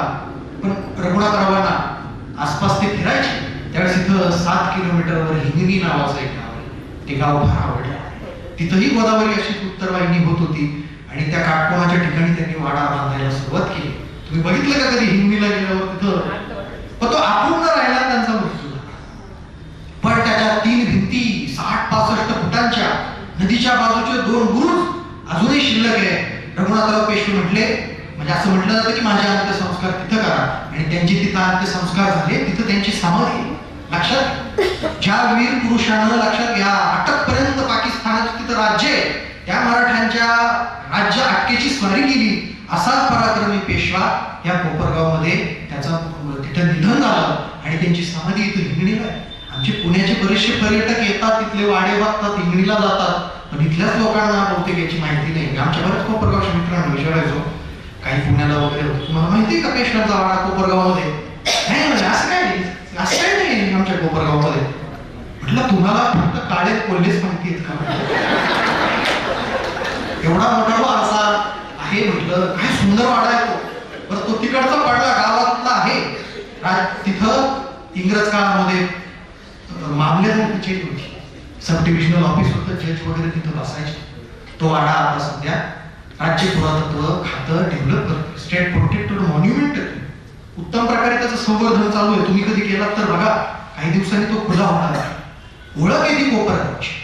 कोपरगाव शहरातला पेशव्यांचा वाडा, कोपरगाव नगरपालिकेचं जे बोधचिन्ह आहे त्याच्यामध्ये तो वाडा आहे. बरोबर ना? हो, एवढी मोठी ती ओळख आहे. काय आपण समोर गेलं 25 फूट त्याचं दगडीच होत आहे. एवढं त्यात उंच चौथऱ्यावर उभा असलेला मी पाहिला एवढा एकमेव असा वाडा आहे. मी भरपूर वाडे बघितले. आता ते गोदावरीला पूर आल्यामुळं त्याची उंची समजा पाण्याच्या धोक्यानं तेवढी घेतली असावी, किंवा असं म्हणतात. आता ह्या दंतकथा किती खऱ्या आहे. आनंदीबाई पेशव्यांना त्या सगळ्या बहिरपीतून, खिडक्यांमधनं, सज्जा गॅलरीमधनं आमची गोदावरी नदी आणि पलीकडचं शुक्राचार्य गजेश्वर बघता यावं, त्याचं दर्शन घेता यावं म्हणून त्याची उंची एवढी मोठी आहे. अशा 20-25 फूट चौथऱ्यावर तो 2 चौकाचा भव्य दिव्य वाडा, त्याचा दिवाणखाना बघायला गेला आपण तर तिथं सागवानी सगळे नक्षीदार खांब आहेत, अशा बहिरपी आहेत, केळफुल आहेत, सुंदर सुंदर भिंतीवर भित्तीचित्र आहे. आता तो वाडा तुम्ही कधी बघा तर तो वाडा सुद्धा या कोपरगावची ओळख आहे. ती पेशव्यांची कर्तृत्वाची निशाणी आहे कोपरगावमध्ये. पुण्यातले वाडे इथं सुस्थितीत नाही, पेशव्यांची पण कोपरगावचा वाडा सुस्थितीत. मोठी गोष्ट आहे तशी. हो, रघुनाथराव पेशव्यांनी त्यांचा मृत्यू झाला, पण त्यांच्या पत्नी आनंदीबाई आणि त्यांची मुलं अमृतराव, बाजीराव, चिमणाजी हे सगळे पुढचे 9-10 वर्ष या कोपरगावमध्ये पेटातल्या वाड्यात. त्यांचं इतकं सुंदर जीवन होतं कोपरगाव मधलं बरं का. मला बरीचशी पत्र मिळाली, मी लिहिलेलं आहे. महिला मंडळींसाठी सांगतो, आनंदीबाई साहेब राहायच्या एकट्या कोपरगावमध्ये. तुम्ही पुस्तकात वाचा, ती बरीचशी पत्र मी मिळवली. त्या म्हणायच्या काय सुंदर आहे कोपरगाव. त्यांनी जे त्या भाषेमध्ये म्हटले ते मी आताच्या भाषेत सांगतोय बरं का. तुम्ही म्हणजे अशीच नोंदवलं काय. त्या पत्रांमध्ये लिहिलेलं आहे की आम्ही कोपरगावात जातो, भवानी देवीच्या मंदिरात जातो. हे खरं आहे बरं का. भवानी देवीच्या मंदिरात जातो आम्ही संवत्सरच्या शृंगेश्वराला गेल्याचे उल्लेख आहेत, कोकणठामच्या महादेवाला गेल्याचे उल्लेख आहेत, हिंगणीच्या मुक्तेश्वराला गेल्याचे उल्लेख आहेत, बेटातल्या शुक्राचार्य मंदिरात तर जाणं असायचंच, कचेश्वराला गेल्याचे उल्लेख आहेत. भरपूर ही ह्या देवभूमी इथं ह्या सगळ्या मंदिरांमध्ये त्या लहान्या पेशव्यांना, लहान्या बाजीरावला, चिन्मजीला किंवा आनंदीबाई राहायच्या. बऱ्याचशा घरी जायच्या कधी कधी त्या कोपरगावामध्ये. म्हणजे माझं असं वाचलं त्याला अग्निहोत्री म्हणून एक कुटुंब होतं. अजूनही आहेत का? कुणी आलंय? त्यांच्या इथं आनंदीबाई गेलेले आहेत. ते नसतील आणि त्यांना जाऊन नंतर सांगा तुम्ही तुमच्या घरी पेशवेबाई यायच्या. मोठी गोष्ट आहे, मोठं घर होतं त्यांचं. पुराणिक म्हणून एक कुटुंब आहे, त्यांच्याकडे पण जायचे. आहो पुराणिक.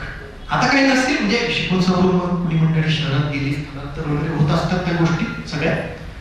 कोपरगावात भवानी देवीच्या मंदिराला ते यायच्या, कोपरगावच्या वाड्यात सण उत्सव सगळे साजरे करायचे. गमतीशीर गोष्टी खूप आहेत. एकदा त्या बाजीरावाला ताप भरला, वैद्य हाकीम करून झाले, तर ते म्हटले आता काहीतरी बाहेरचं बघावं लागतंय.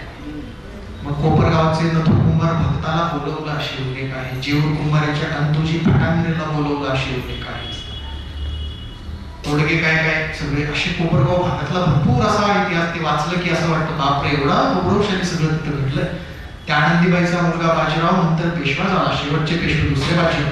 इतिहास त्यांना नावं ठेवतो, पण 1817-18 इंग्रजांशी मोठी लढाई त्यांनी केली आणि नंतर मराठीची संपली. त्या बाजीरावांचं बालपण गेलं ते या कोपरगावात. लक्षात लहाना भाऊची म्हणायचं तर जन्म कोपरगावात, जन्म इथं झाला, पारसं इथं झालं, गुंज सगळ्या गोष्टी इथं झाल्या. त्या परिवार इथं सगळ्या कोपरगावमध्ये त्या ठिकाणी राहायचा. बाजीराव नंतर पेशवे आनंदीबाईंचं सांगायला तसं खूप आहे. माझ्या पुस्तकामध्ये अनेक गमतीशीर गोष्टी तुम्ही वाचा, कसं त्या कोपरगावच्या वाड्यामध्ये राहायच्या. त्या वाड्यात पण उल्लेख की पवारांच्याही वाड्याचा उल्लेख आहे. पवारांचाही वाडा छान आहे, बागेत पवारांची बाग आहे. पाऊस वगैरे एक दिवस भरपूर पाणी आलं तर ते बाजीराव वगैरे म्हटला नाही इथं नको राहायला, पाणी येतं, पवारांच्या वाड्यात आपण जाऊ. लहान पोरग आनंदीबाई म्हणायचे कसं ते साधार आपले किंवा हे याचे आपलं ते बरं दिसत नाही. अशा बऱ्याचशा काय काय सगळ्या गोष्टी.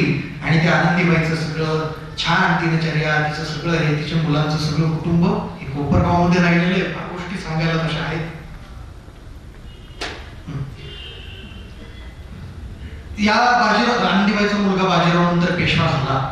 पेशवे कधी पुण्याला होते, पण त्यांना कोपरगाव त्यांचं फार आवडायचं. ते काय कोपरगावला यायचे, दरवर्षातून एकदा दोनदा ते कोपरगावला यायचे आणि इथं राहायचे. त्रिंबकी बरोबर पण ते यायचे. वावीच्या शाहीर परशुरामाचे पोवाडे सुद्धा ऐकायचे इथं. लक्षात फार कोपरगाव आवडायचं त्यांना. बालपण गेलेलं होतं ना त्यांचं कोपरगावमध्ये. त्यांच्या म्हणजे त्यांना आपुलकी या कोपरगावप्रती होती. दुसऱ्या बाजूला पेशवा 1818 लक्षात घ्या, इंग्रजांशी लढाई दुसरे बाजीराव करत होते. ठिकठिकाणी लढाया त्या सगळ्या झाल्या. म्हणजे त्यातली आपल्याला ही कोरेगाव भीमाची माहिती, खडकी, शिवणी, आष्टी, महाराष्ट्रात ठिकठिकाणी ते संघर्ष झाले. 1817-18 तिसरं इंग्रज मराठा युद्ध. पंढरपूर जवळच्या आष्टीला पेशव्यांची हार झाली. सेनापती बापू गोखले मारले गेले.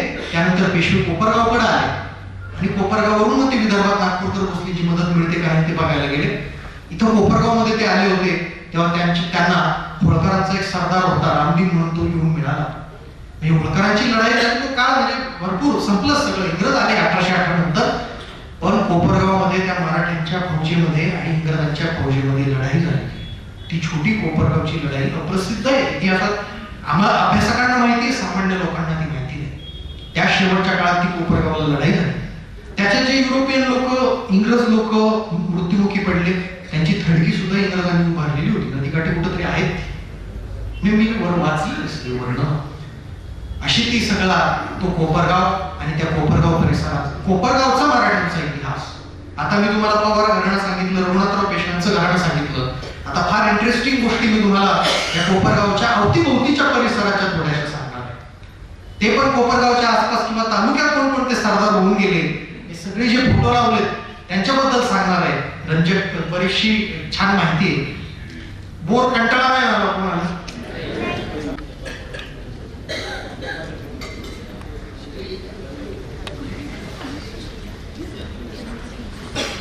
आता कोपरगाव शहराबद्दल आपण सांगितलं. मी तालुक्यातल्या काही घराण्यांबद्दल सांगतो. माझ्या पुस्तकामध्ये माहिती आहेच.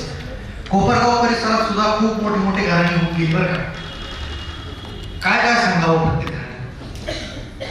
कोपरगाव तालुक्यातलं माहेगाव देशमुख नावाचं एक गाव आहे. तिथले जे देशमुख आहेत, म्हणजे कोपरगाव हा पूर्वी जिल्हा होता. जिल्हा म्हणजे परगाणा. कोपरगाव नव्हता, कुंभारी हा परगाणा होता पूर्वी जिल्हा. परगाण्याला देशमुख असायचा. गावाला जसा पाटील तसा अनेक गावांचा व्हायचा परगाणा आणि त्या परगाण्याला असायचं देशमुख. 50 ते 100 पाटलांच्या वर एक देशमुख असायचा. म्हणजे प्रत्येक ठिकाणी महाराष्ट्रात देशमुख. पण तुमच्या ह्या कुंभारी परगाण्याचे कोपरगाव भागाची देशमुखी ज्यांच्याकडे होती ते माहेगाव देशमुखला देशमुख. एवढीच त्यांची ओळख नाही बरं का. ते जाधवराव देशमुख आहेत.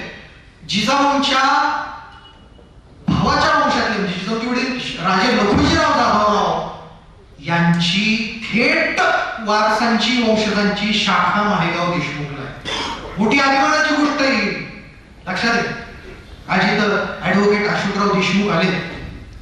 अजून काही मंडळी असतील देशमुखांची, जाधवरावांची, लक्षात आहे. ही मंडळी आता तुम्ही म्हणाल लखुजी जाधवराव कुठले होते? सिंदखेड राजाचे. इकडे कसे त्यांचे वंश झाले? प्रश्न पडतो साहजिक आपल्याला. लखुजीराव जाधवराव पहिली गोष्ट ते 1600च्या आसपासचे फार मोठे सरदार बरं का महाराष्ट्रात. तो काळ बघा शिवाजी महाराजांच्या जन्मापूर्वीचा. अर्धा भाग नगरच्या मुघलांकडे आहे, अर्ध्याला कमी, बाकीचा नगरच्या निजामशाहीकडे आहे, काही भाग विजापूरच्या आदिलशाहीकडे आहे. मोठी मोठी सरदार घराणे त्यात होती. भोसले, जाधवराव, निंबाळकर, शिर्के, घाटगे, मोहिते, भरपूर घरात घोरपडे. महत्वाचं मोठं घराणं होतं जाधवरावांचं, लखुजी जाधवरावांचं. आणि या लखुजी जाधवरावांनी अनेक गावच्या पाटीलकी देशमुखीची वतनं त्या ठिकाणी केलेली होती, वतनं त्यांना मिळालेली होती. त्यातलं एक ह्या कुंभारी परगाण्याच्या देशमुखीचं वतन. लखुजीराव नाही आले, पण लखुजीरावांच्या नंतर त्यांची शाखा तिथंच राहिली. सिंदखेड, देऊळगाव, राजा वगैरे परिसरात. त्यांचे पणतू यशवंतराव जाधवराव हे कुंभारीत आले. वाटणीनंतर त्यांच्या वाटण्या झाल्या ना. कुंभारी परग आपल्याकडे कागदपत्र आहे, सगळी गोष्ट त्या कागदपत्रांमध्ये राजे म्हटलेले त्यांना, माहेगावचे जाधवराव देशमुखांना. काय राजे? लक्षात घ्या, राजे. त्यांच्या मुलगा बहादूरजी राजे ही शाखा ही शिवाजी राजांच्या मामा, सख्या मामाचे वंशज माहेगाव देशमुख जाधवराव. त्या 52 गावची देशमुखी त्या जाधवराव परिवाराला होती. कुंभारी परगाणा होता, कुंभारीत पण वाडा होता. आणि कुंभारी शेजारच्या माहेगावला ते नंतर स्थलांतरित झाले. त्या माहेगाव देशमुखला त्यांचा मोठा वाडा होता. म्हणजे अजूनही तो वाडा पडलाय. त्या माहेगाव देशमुखचा जाधवरावांचा मोठा वाडा तिथं आहे. आता तो पडलाय. देशमुख मंडळी गावामध्ये राहतात. बरेचसे आता नोकरी शिक्षणानिमित्त बाहेर आहेत. मोठा पराक्रम केला. त्या घराण्याचं बघायला गेलं तर जिजाऊ नंतर ते राजे बहादूरजी, त्यांचे पुत्र वगैरे जे राव जगदेवराव वगैरे होते, त्यांनी मोठा पराक्रम केलेले आहेत त्या काळात. निजामाच्या काळात मराठ्यांकडनं, लक्षात घ्या. नंतर ते कुंभारीला या ठिकाणी आले. या परगाण्याच्या देशमुखीचं वतन ते बघायला लागले. मोठी गोष्ट आहे का नाही?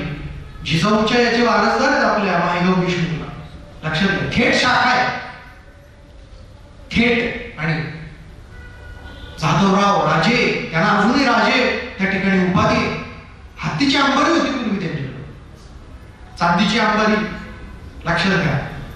एवढा मोठा मान मला तर त्या घराण्याला होता. आजही त्यांचे नातेसंबंध तुम्ही पाहिले तर महाराष्ट्र आणि महाराष्ट्राबाहेरच्या सरदार घराण्याचे त्यांचे नातेसंबंध आहे. असा जाधवराव परिवार ह्या तुमच्या कोपरगाव परिसरामध्ये होता. दुसऱ्या परिवाराबद्दल आता मी सांगणार आहे. त्या माहेगाव देशमुखच्या थोडं पुढे गेल्यावर मंजूर नावाचं गाव माहिती आहे का? मंजूर सगळ्यांना माहिती आहे. तिथे सिद्धेश्वराचं प्राचीन मंदिर आहे. त्या मंजूरला राजे भोसले परिवार आहे. आडनावच राजे भोसले, भोसले नाही, राजे भोसले. छत्रपती शिवाजी महाराजांच्या ते घरातलेच. म्हणजे बघा, शिवाजी महाराजांचे पणजोबा बाबाजी भोसले देवळचे पाटील. त्या बाबाजींना 2 मुलं होती, मालोजी आणि विठोजी. बरोबर, मालोजी कर्तृत्वानं पुढे गेले. मालोजींचे मुलगा पुत्र शहाजी, शहाजींचे शिवाजी. तर ते जे विठोजी होते का नाही, म्हणजे कोण? शिवाजी महाराजांच्या आजोबा मालोजींचे सख्खे भाऊ. त्या विठोजींची शाखा मंजूरला आहे, कारण मंजूरचं पाटीलकीचं वतन त्यांच्याकडे. म्हणजे एक ठिकाणी जाधवराव आहेत, तर दुसरे पुढच्या गावात कोण आहे? राजे भोसले. थेट शाखा. विठोजींना 6-7 मुलं होती. बऱ्याच ठिकाणी ती महाराष्ट्रातल्या, बाकीच्या गावांचं मी इथं सांगणार नाही. पण त्यातला एक मुलगा नागोजी राजे हे आमच्या मंजूरला होते. मोठा वाडा आहे, गडी खरं म्हणजे मंजूरला. ते राजे भोसलेंचं घराणं मंजूरला आहे. लक्षात मोठा हा वारसा खरं तर म्हणायला लागेल. बाबासाहेब पुरंदरे पण आले होते मंजूरला. मोठी गोष्ट आहे. जाधवराव एक राजे भोसले तिथं तुम्ही राजे भोसले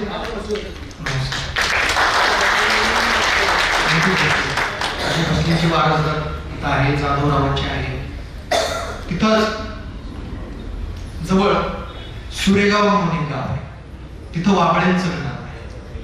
आता ते आम्ही सध्या अभ्यास करतोय वाबळेंचा. पण वाबळे हे पेशवाईमध्ये कोण आले?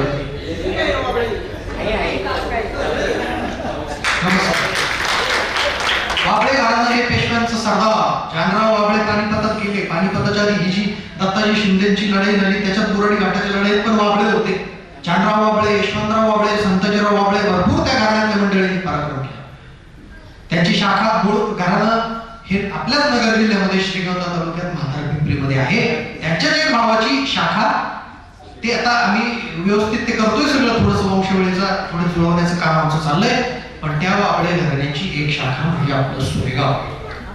लक्षात घ्या, मोठी गोष्ट आहे वाबळे घराणे. तुम्ही वाबळे? अरे वा, मस्त. तिथं जवळ कोळगाव म्हणून एक आहे. त्या कोळगावला तुम्हाला माहिती का अजून एक शिवकालीन घराणं आहे, निंबाळकर. नाईक निंबाळकर घराणं म्हणून कुठलं? सगळे नाईक निंबाळकर फलटणचे. त्यातली ती एक शाखा आहे निंबाळकरांची. बघा, निंबाळकर आहे, जाधवराव आहे, राजे भोसले आहे, पेशवाईचं नंतरच्या काळातलं वाबळ्यांचं सरदार घराणं आहे. एवढा मोठा इतिहास हा कोपरगावला लाभलेला. आणि आता मी काही अजून बरीचशी घराणे ज्यांचा इतिहास समोर आलेला नाही. सरदार घराणे संवत्सरची शिंदे आहेत. वाडा भव्य दिव्य संवत्सरला. कुणी आलंय का शिंदेपैकी? शिंदेपैकी मंडळी आलेली. नमस्कार. मोठा वाडा आहे संवत्सरच्या शिंदेचा. आम्ही त्यांचा इतिहास काढण्यासाठी प्रयत्न करतो. 2-4 गावचं पाटीलकीचं वतन त्यांना भव्य वाडा आहे. त्याला नदीच्या बाजूने काठाने गुरुज आहे. त्यानंतर आता सड्याचे 12 हाती हे सुद्धा सरदार घराण्यातलेच आहे. आमचं त्याच्यावर अभ्यास सगळा चालू आहे. कुणी आहे का 12 हाती? नमस्कार. सगळे आले हो सुशांतराव तुम्ही? सगळे नाही असं नाही. सगळे सरदार तालुक्यातली मंडळी. ठीक आहे, कोपरगाव शहरातले तर आहे आपलं 2 पावलं कृष्ण आहे बंकेट ठरलं काहीतरी कार्यक्रम होते ती. पण ही बाकीची मंडळी आसपासच्या गावांमधून एकटे आली, ती मोठी गोष्ट खरी म्हणजे आहे. आता एका महत्वाच्या सरदार घराण्याकडे मी येणार आहे. त्या गौरवशाली सरदाराबद्दल आपल्याला काय फारशी माहिती नाही. इतिहासानं अन्याय केला हवं तर असं म्हणा. असं एक कोपरगाव तालुक्यातलं एक घराण्याविषयी, एका पुरुषाविषयी मी थोडंसं सांगणार आहे. त्यांचा एक मोठा महापराक्रमी सरदार म्हणजे सरदार रायाजी पाटील शिंदे. मी सांगणार आहे त्यांच्याबद्दल. त्यांचं गाव म्हणजे कोपरगाव तालुक्यातलं वारी. वारीच्या शिंदेपैकी कुणी आलंय का?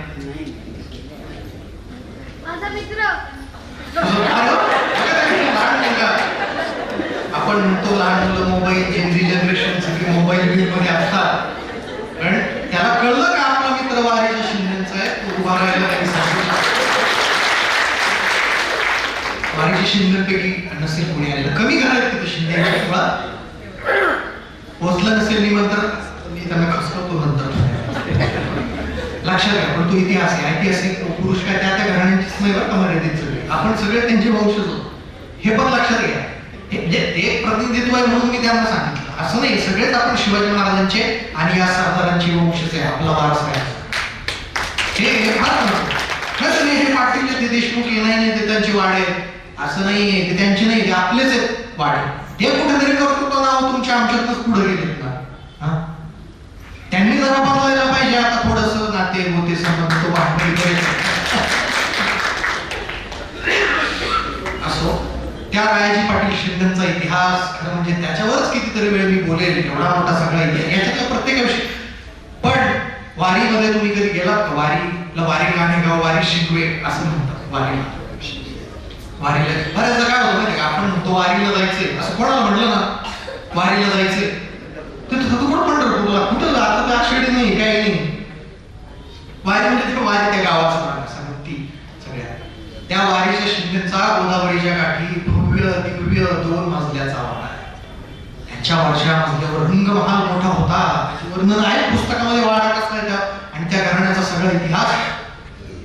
ते शिंदे हे ग्वाल्हेरकर शिंद्यांचे घरातले लक्षात घ्या. ग्वाल्हेरचे शिंदे म्हणजे आता इथे याच्या मी सिरियली तुम्ही जर पाहिलं, मी सगळं सांगितलं त्याच्यात हे वीर पुरुषांना मी टच केलेलंच आहे. मग ही फार छान संकल्पना सुशांतरावांनी या ठिकाणी राबवली. राजमाता जिजाऊ आहेत, लखुजी राजे आहेत, किती माहेगाव देशमुखला त्यांच्या घराण्याची शाखा आहे. शिवाजी महाराज आहे जे आपल्या सर्वांचं खरं प्रेरणास्थान दैवत राजे भोसले घरानं मंजूर त्यांच्या घरातलं भावकीतलं आहे. यशवंतराव पवार जे पानिपतात वीरगती प्राप्त झाले त्या पवार घराण्याचे पाटीलकीचं वारमाचं त्यांचं गाव. पुढच्या आहे रघुनाथराव बाजीराव पेशवा. रघुनाथराव पेशव्यांविषयी मी बरंचसं त्या ठिकाणी सांगितलेलं आहे. तर पुढचे जे आहेत ना महाजी शिंदे, ह्या महाजी शिंद्यांचे ते सरदार आणि भाऊबंद. महाजी शिंदे खरं म्हणजे फार मोठे सरदार. मागाशी मी तुम्हाला सांगितलं इंदोरचे होळकर, बडोद्याचे गायकवाड, ग्वाल्हेरचे शिंदे ही मातब्बर मराठा मंडळी 10 दिवसची पॉवर आहे. ग्वाल्हेरच्या शिंदे मंडळींनी म्हणजे फार मोठा संघर्ष पानिपतात दत्ताजी शिंदे गेले त्यांचं स्मरणच आहे. त्या कारण आज त्याचे वारसदार ज्योतिरादित्य शिंदे हे केंद्रीय मंत्री. तर त्या ग्वाल्हेरचे शिंदे होते महाजी शिंदे. महाजी शिंदे हे नाव फार मोठं आहे. पानिपत नंतरच्या म्हणजे महाजी शिंद्यांच्या घराण्यानं पानिपत आणि मराठ्यांच्या सगळ्या राज्य विस्तारात तर रामूजी शिंदे, दत्ताजी शिंदे, जनकोजी शिंदे सगळे होतेच. पण त्या दत्ताजी जनकोजीचे आता काय झालं, पानिपतात सगळेच त्यांच्या घराण्यातले गेले. लहान भाऊ एक महाजी फक्त शिल्लक राहिले. या महाजी शिंदेंनी पानिपतच्या नंतरच्या काळात मराठेशाहीचं परत पुनरुज्जीवन केलं. परत दिल्ली आणि सगळ्या आसपासच्या उत्तर भारतामध्ये मराठ्यांची सत्ता पुन्हा तिचं वर्चस्व प्रस्थापित केलं. असा मोठा महान सेनानी होते महाजी शिंदे. आता महाजी शिंदेंनी ते एकट्याने केलं नाही. महाजी शिंदेच्या बरोबरीनं अनेक सरदार मंडळी होती, त्यांच्या बरोबर भरपूर मंडळी होती. त्यातले एक म्हणजे त्यांचे सरदार आणि त्यांचे चुलत भाऊ रायाजी पाटील शिंदे. आज त्यांचा फोटो उपलब्ध नाही रायाजींचा, म्हणून मी म्हटलं ते अप्रसिद्ध सगळे सरदार मी माझ्या पुस्तकामधून सगळं त्यांचा तो इतिहास बाहेर काढला. तर त्या रायाजी पाटील शिंदे महाजींबरोबर असायचे. महाजी शिंदेंनी मी मगाशी म्हणालो पानिपतच्या नंतर मराठ्यांच्या सत्तेची मोठी हानी झाली आणि मराठ्यांचे बरेचसे मुलूक उत्तर भारतातलं नियंत्रण जायला लागले. त्यावेळेस परत पुन्हा ते महाजी शिंदेंनी पुनर्प्रस्थापित केलं. 1771-72 म्हणजे पानिपतानंतर अवघ्या 10-12 वर्षात परत दिल्ली मराठ्यांनी जिंकली. शाह आलम बादशाह गाडीवर बसला. त्यानंतर इकडं पेशवाईमध्ये बराच गृह केलं. रघुनाथराव पेशवे आणि माधवराव गेले. माधवरावांचे भाऊ नारायणरावांचं पटत नव्हतं. नारायणरावांचा खून झाला. काका मला वाचवा हे सगळ्यांनी आपण ऐकलेलं आहे. रघुनाथराव पेशव्यांनी इंग्रजांची मदत. परत मराठी सत्ता उत्तर भारतामध्ये या सगळ्या अंतर्गत राजकारणामुळे खिळखिळी झाली. महाजी शिंदे त्यावेळेस इकडं पेशव्यांकडे होते. इंग्रजांशी तो संघर्ष चालू होता आणि त्यांना असं कळलं की आता परत आपलं नियंत्रण गेलं. महाजी शिंदे मोठ्या फौजेनिशी परत उत्तर भारतामध्ये आपल्या ग्वाल्हेरकडे गेले. त्यावेळेस ग्वाल्हेरही लक्षात घ्या शत्रूनं म्हणजे ग्वाल्हेरही मुघलांनी काबीज केलं होतं. गोहदचा किल्ला पण त्यांनी घेतला होता. महाजींनी परत ते ग्वाल्हेर मिळवलं. गोहदचा किल्ला मिळवला. अशा महाजी शिंदेबरोबर रायाजी पाटील शिंदे त्या लढाईमध्ये होते. त्यानंतर दिल्लीचा बादशाह महाजी शिंदेची भेट झाली. महाजी शिंदेना वकिली मुतलक पुरस्कार दिल्लीच्या बादशाहाने दिला. कारण दिल्लीच्या बादशाहाचं त्यावेळेस कुणी सरदार मंडळी यायची, बादशाह बदलवायची, भरपूर राजकारण होती. महाजी शिंदेना वकिली मुतलक म्हणजे दिल्लीचे संरक्षण करते असा किताब दिला महाजी शिंदे. आणि त्यांनी महाजींना सांगितलं आग्रा किल्ला पण ह्या सगळ्या सरदारांनी तो हे झालाय आपल्या हातातनं गेलाय. हे दिल्लीच्या बादशाहाच्या वतीनं आता महाजींकडेच सगळं ते आलं. म्हटलं आता आपल्याला आग्रा पण जिंकायला लागणार आहे. 1784-85 साल महाजी म्हणे कोण ही मोहीम करेल. महाजी रायाजी पाटील शिंदेना म्हटले तुम्ही आग्र्याला जा. मोठी फौज दिली. रायाजी पाटील स्वतःच्या नेतृत्वाखाली फौज घेऊन गेले. 1785 त्यांनी किल्ल्याच्या भोवती सगळी तोफा वगैरे लावल्या. आतमध्ये जाणारी शिबंदी फोडली. खूप मोठा संघर्ष त्या ठिकाणी केला आणि आग्र्याचा किल्ला 1785 ला रायाजी पाटील शिंदेंनी जिंकला. वारी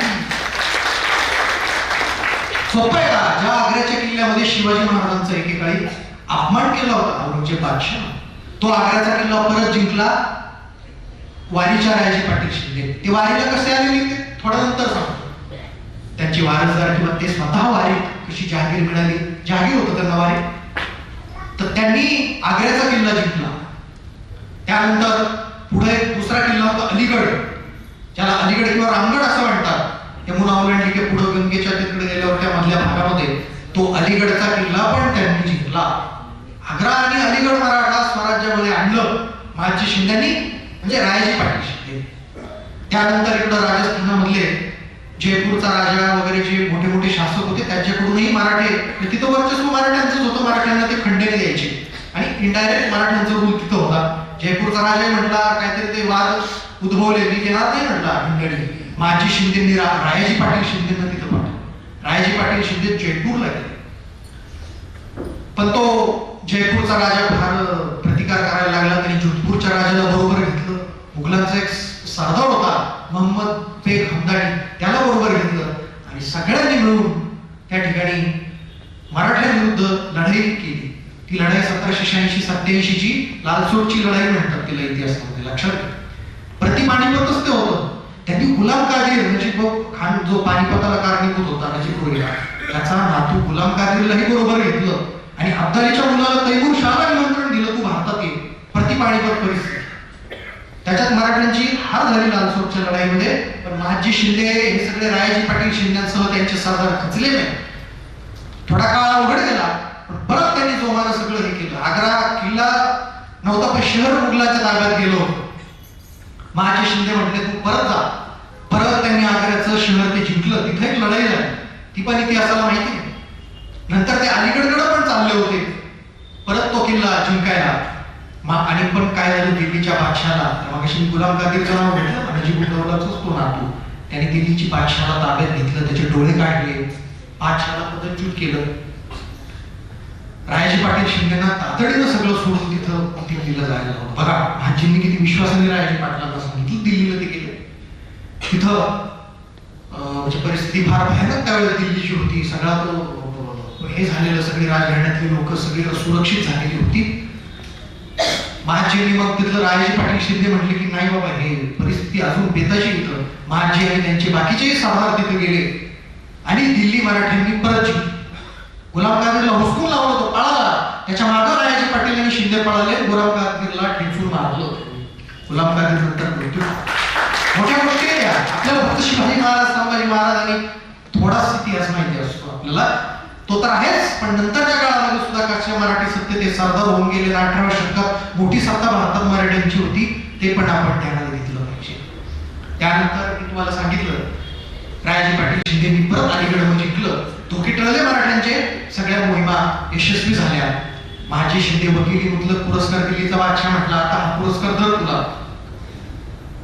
तो स्वीकारायचा औपचारिक कार्यक्रम राहिला होता. महाजींनी घेतला पण महाजी म्हणे मला तो पेशव्यांच्या आज्ञेनं स्वीकारावा लागेल.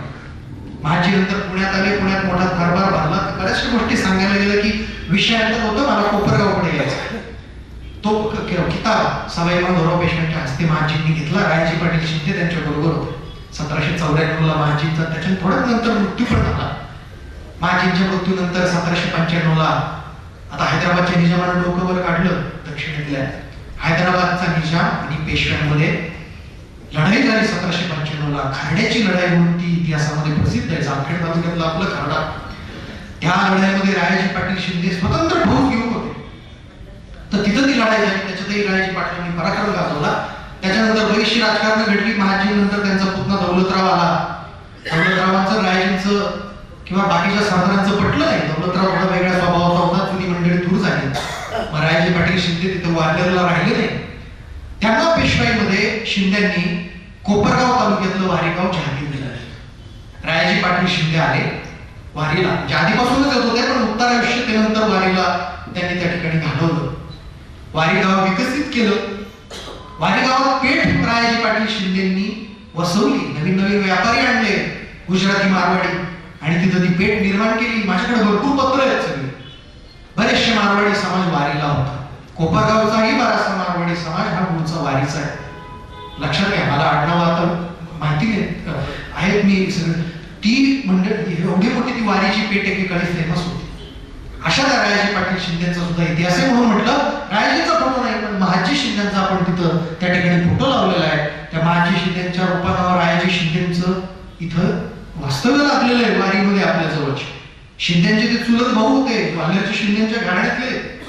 मी त्यांना म्हटलं म्हणून जा ज्योतिरादित्य शिंदेला तुम्ही जरी म्हटले तरी ते कबूल करतील. पुरावे सगळं आहे वंशावळ आहे की हे आपल्या बघा वाल्हेरची भावकी कुठे आहे आपल्या वारीला आहे. लक्षात.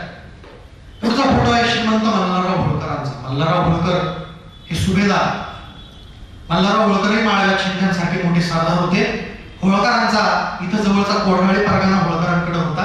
बऱ्याचदा तो इतिहास आहे. पण होळकर मंडळींचं ही कोपरगावला पुरतांब्याला येणं जाणं होतं. अहिल्याबाईंनी जे समाजकार्य केलं त्याच्यामध्ये बऱ्याचशा बारवा वगैरे इथं बांधलेले आहेत. पुरतांब्याला मोठा वाडा होता अहिल्याबाईंचा, त्याची तळकरांच्या वाड्यासमोर बारव ते घाट बांधला अहिल्याबाईंनी पुरतांब्याला. बरंचसं कार्य हे त्या ठिकाणी केलं. त्याच्यामुळे होळकरांचा सुद्धा सहवास या कोपरगावला त्या ठिकाणी लाभलेला आहे. कोपरगावच्या आसपासच्या परिसराला लाभलेला आहे. आणि पुढचे जे दोन फोटो या ठिकाणी लावले, श्रीमंत सदाशिवराव पवार आणि श्रीमंत यशवंतराव पवार हे देवास संस्थांचे शेवटचे राजे होते, ज्यांनी शेवटपर्यंत कोपरगावची पाटीलकी त्या पवार घराण्याकडे होती. मी म्हणालो त्यांच्या मंदिरांमध्ये सर्वांना मुक्त प्रवेश होता. जरी ते खासगी मालकीचं देवस्थान बरं का, तरी स्पृश्य अस्पृश्य सगळ्या मंडळींना तिथं प्रवेश होता. अस्पृश्य निवारणाचं काम पवार सरकारनं कोपरगावमध्ये केले. बरेचसे कोपरगाव मधले पवार हे जुने, घोडकेंचा परिवार सुद्धा जुना आहे. मला आता बरीच माहिती मिळते. बरेचसे परिवार आहेत कोपरगावचे, हे जुने गावचे आपले रहिवासी. मी परत कोपरगावकडे या ठिकाणी आलो. आता आपण वेळ होते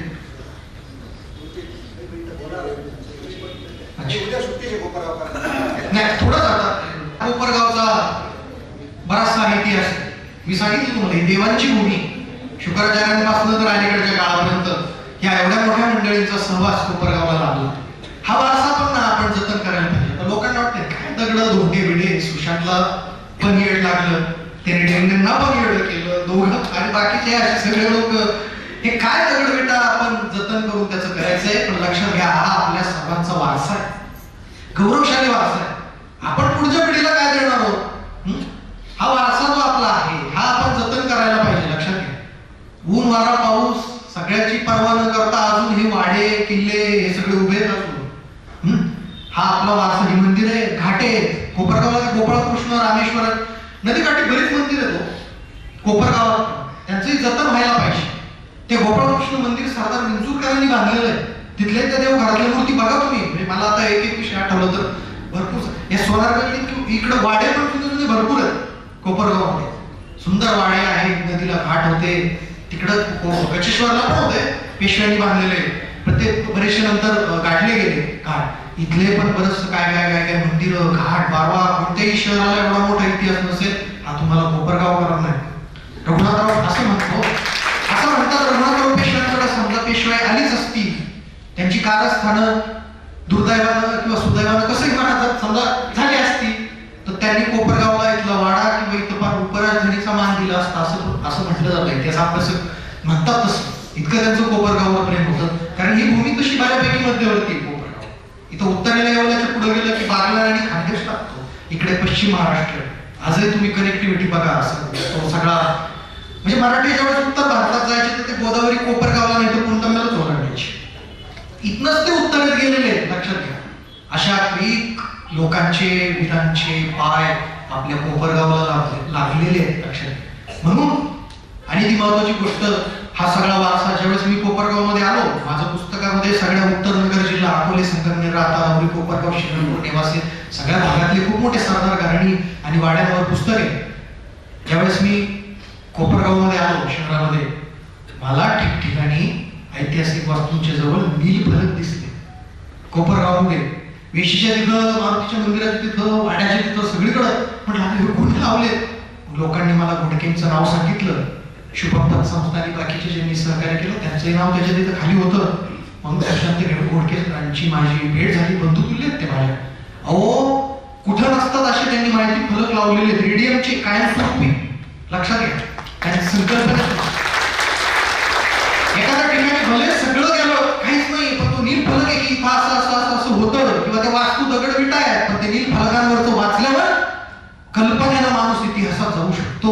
काय 5, 10, 15, 20 काय असेल त्या शब्दांमध्ये तेवढी ताकद आहे. ते सुशांतरावांनी कधी डोकं लावलं होतं 10-15 वर्षांपूर्वी.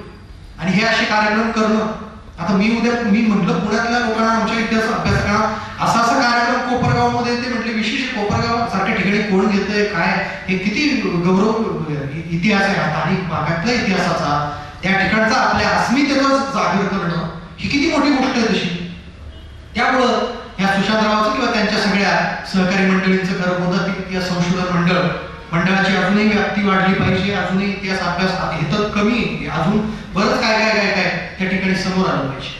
मोठी ही भूमी कोपरगावची. थोडं मराठा काळापासून आता वर्तमान काळाकडे येतो संपवायच्या दृष्टीनं. कोपरगाव माशी मी सुरुवात करताना सांगितलं वसंतदादा पाटील म्हटलं ते कॅलिफोर्निया महाराष्ट्राचा इतका सगळा विकास.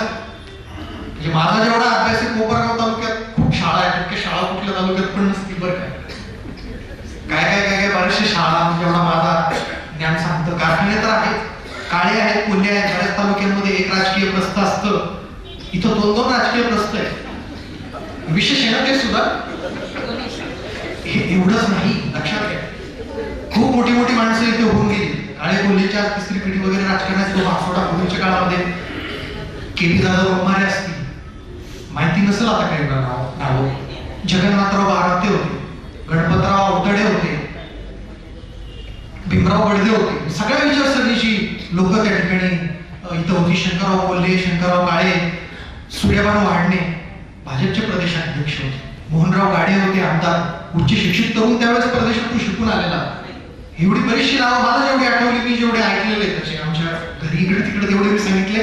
किती रामदेवराव परजणे पाटील होते.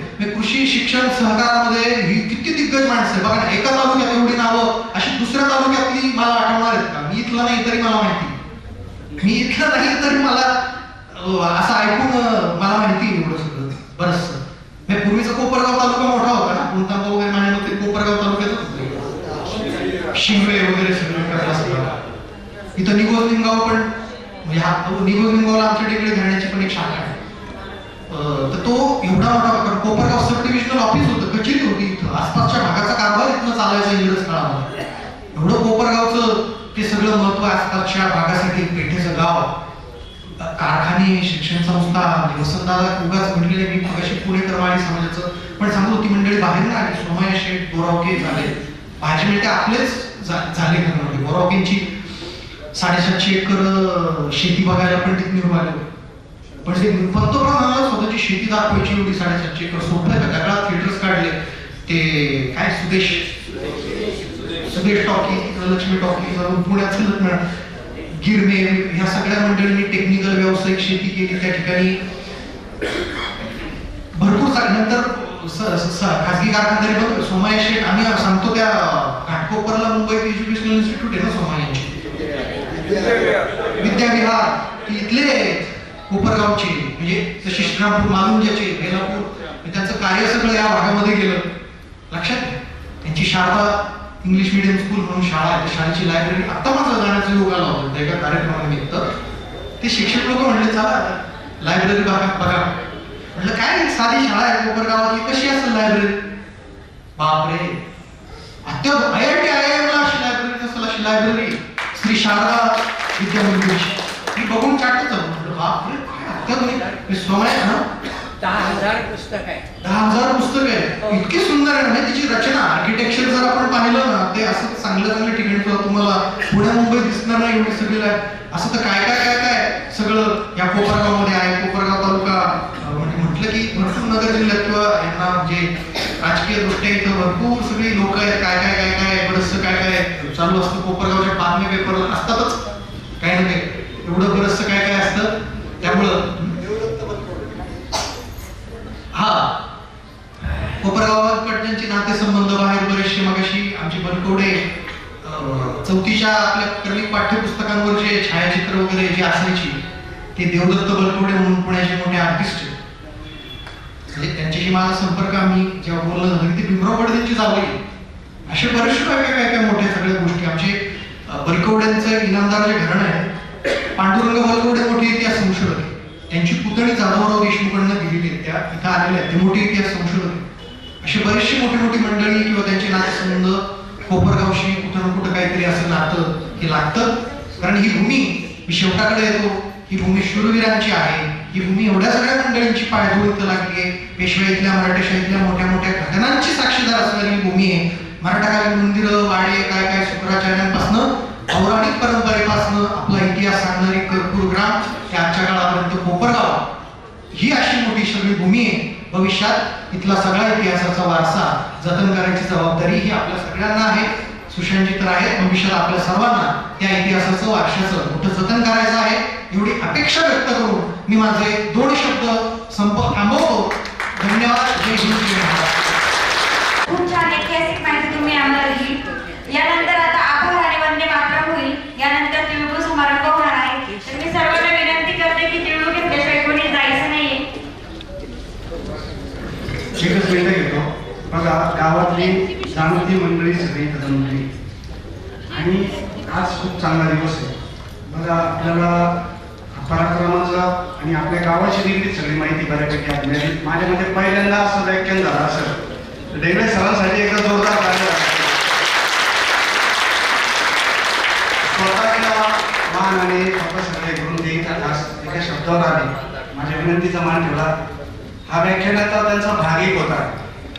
पुढे अधिक इतिहास संशोधन झाल्यावर त्यांच्या सर्व भारत इतिहास संशोधन मंडळाचे इतरही सदस्य ते सोबत घेऊन येणार आहेत आणि नवीन नवीन माहितीच्या कोपरगावमध्ये खजिना उपलब्ध होणार आहे. आणि हा सगळा वारसा समृद्ध आपल्या कोपरगावकरांना पुढे द्यायचा आहे. आजच्या या निमित्तानं बघा, पानिपतचं जर युद्धामध्ये आपल्या शूरवीर लढले नसते तर मकर संक्रांत हा आपला भारतीय परंपरेचा सण आपल्याला बघायला मिळाला नसता.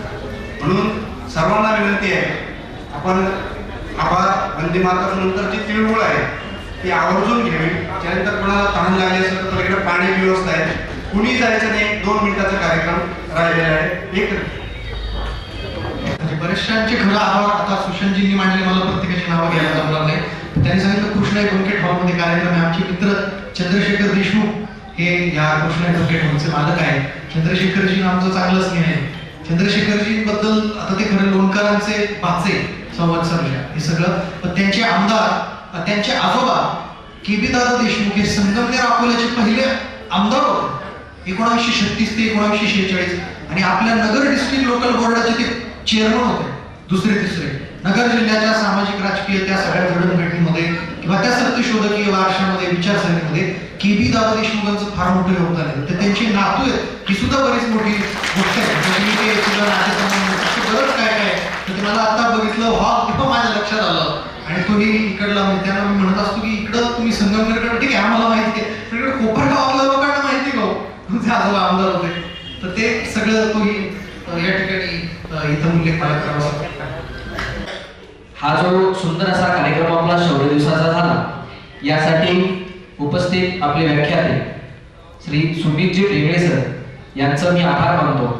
त्याचबरोबर या कार्यक्रमासाठी आपल्याला असा सुसज्ज हॉल ज्यांनी दिला त्या देशमुख सरांचं मी आभार मानतो.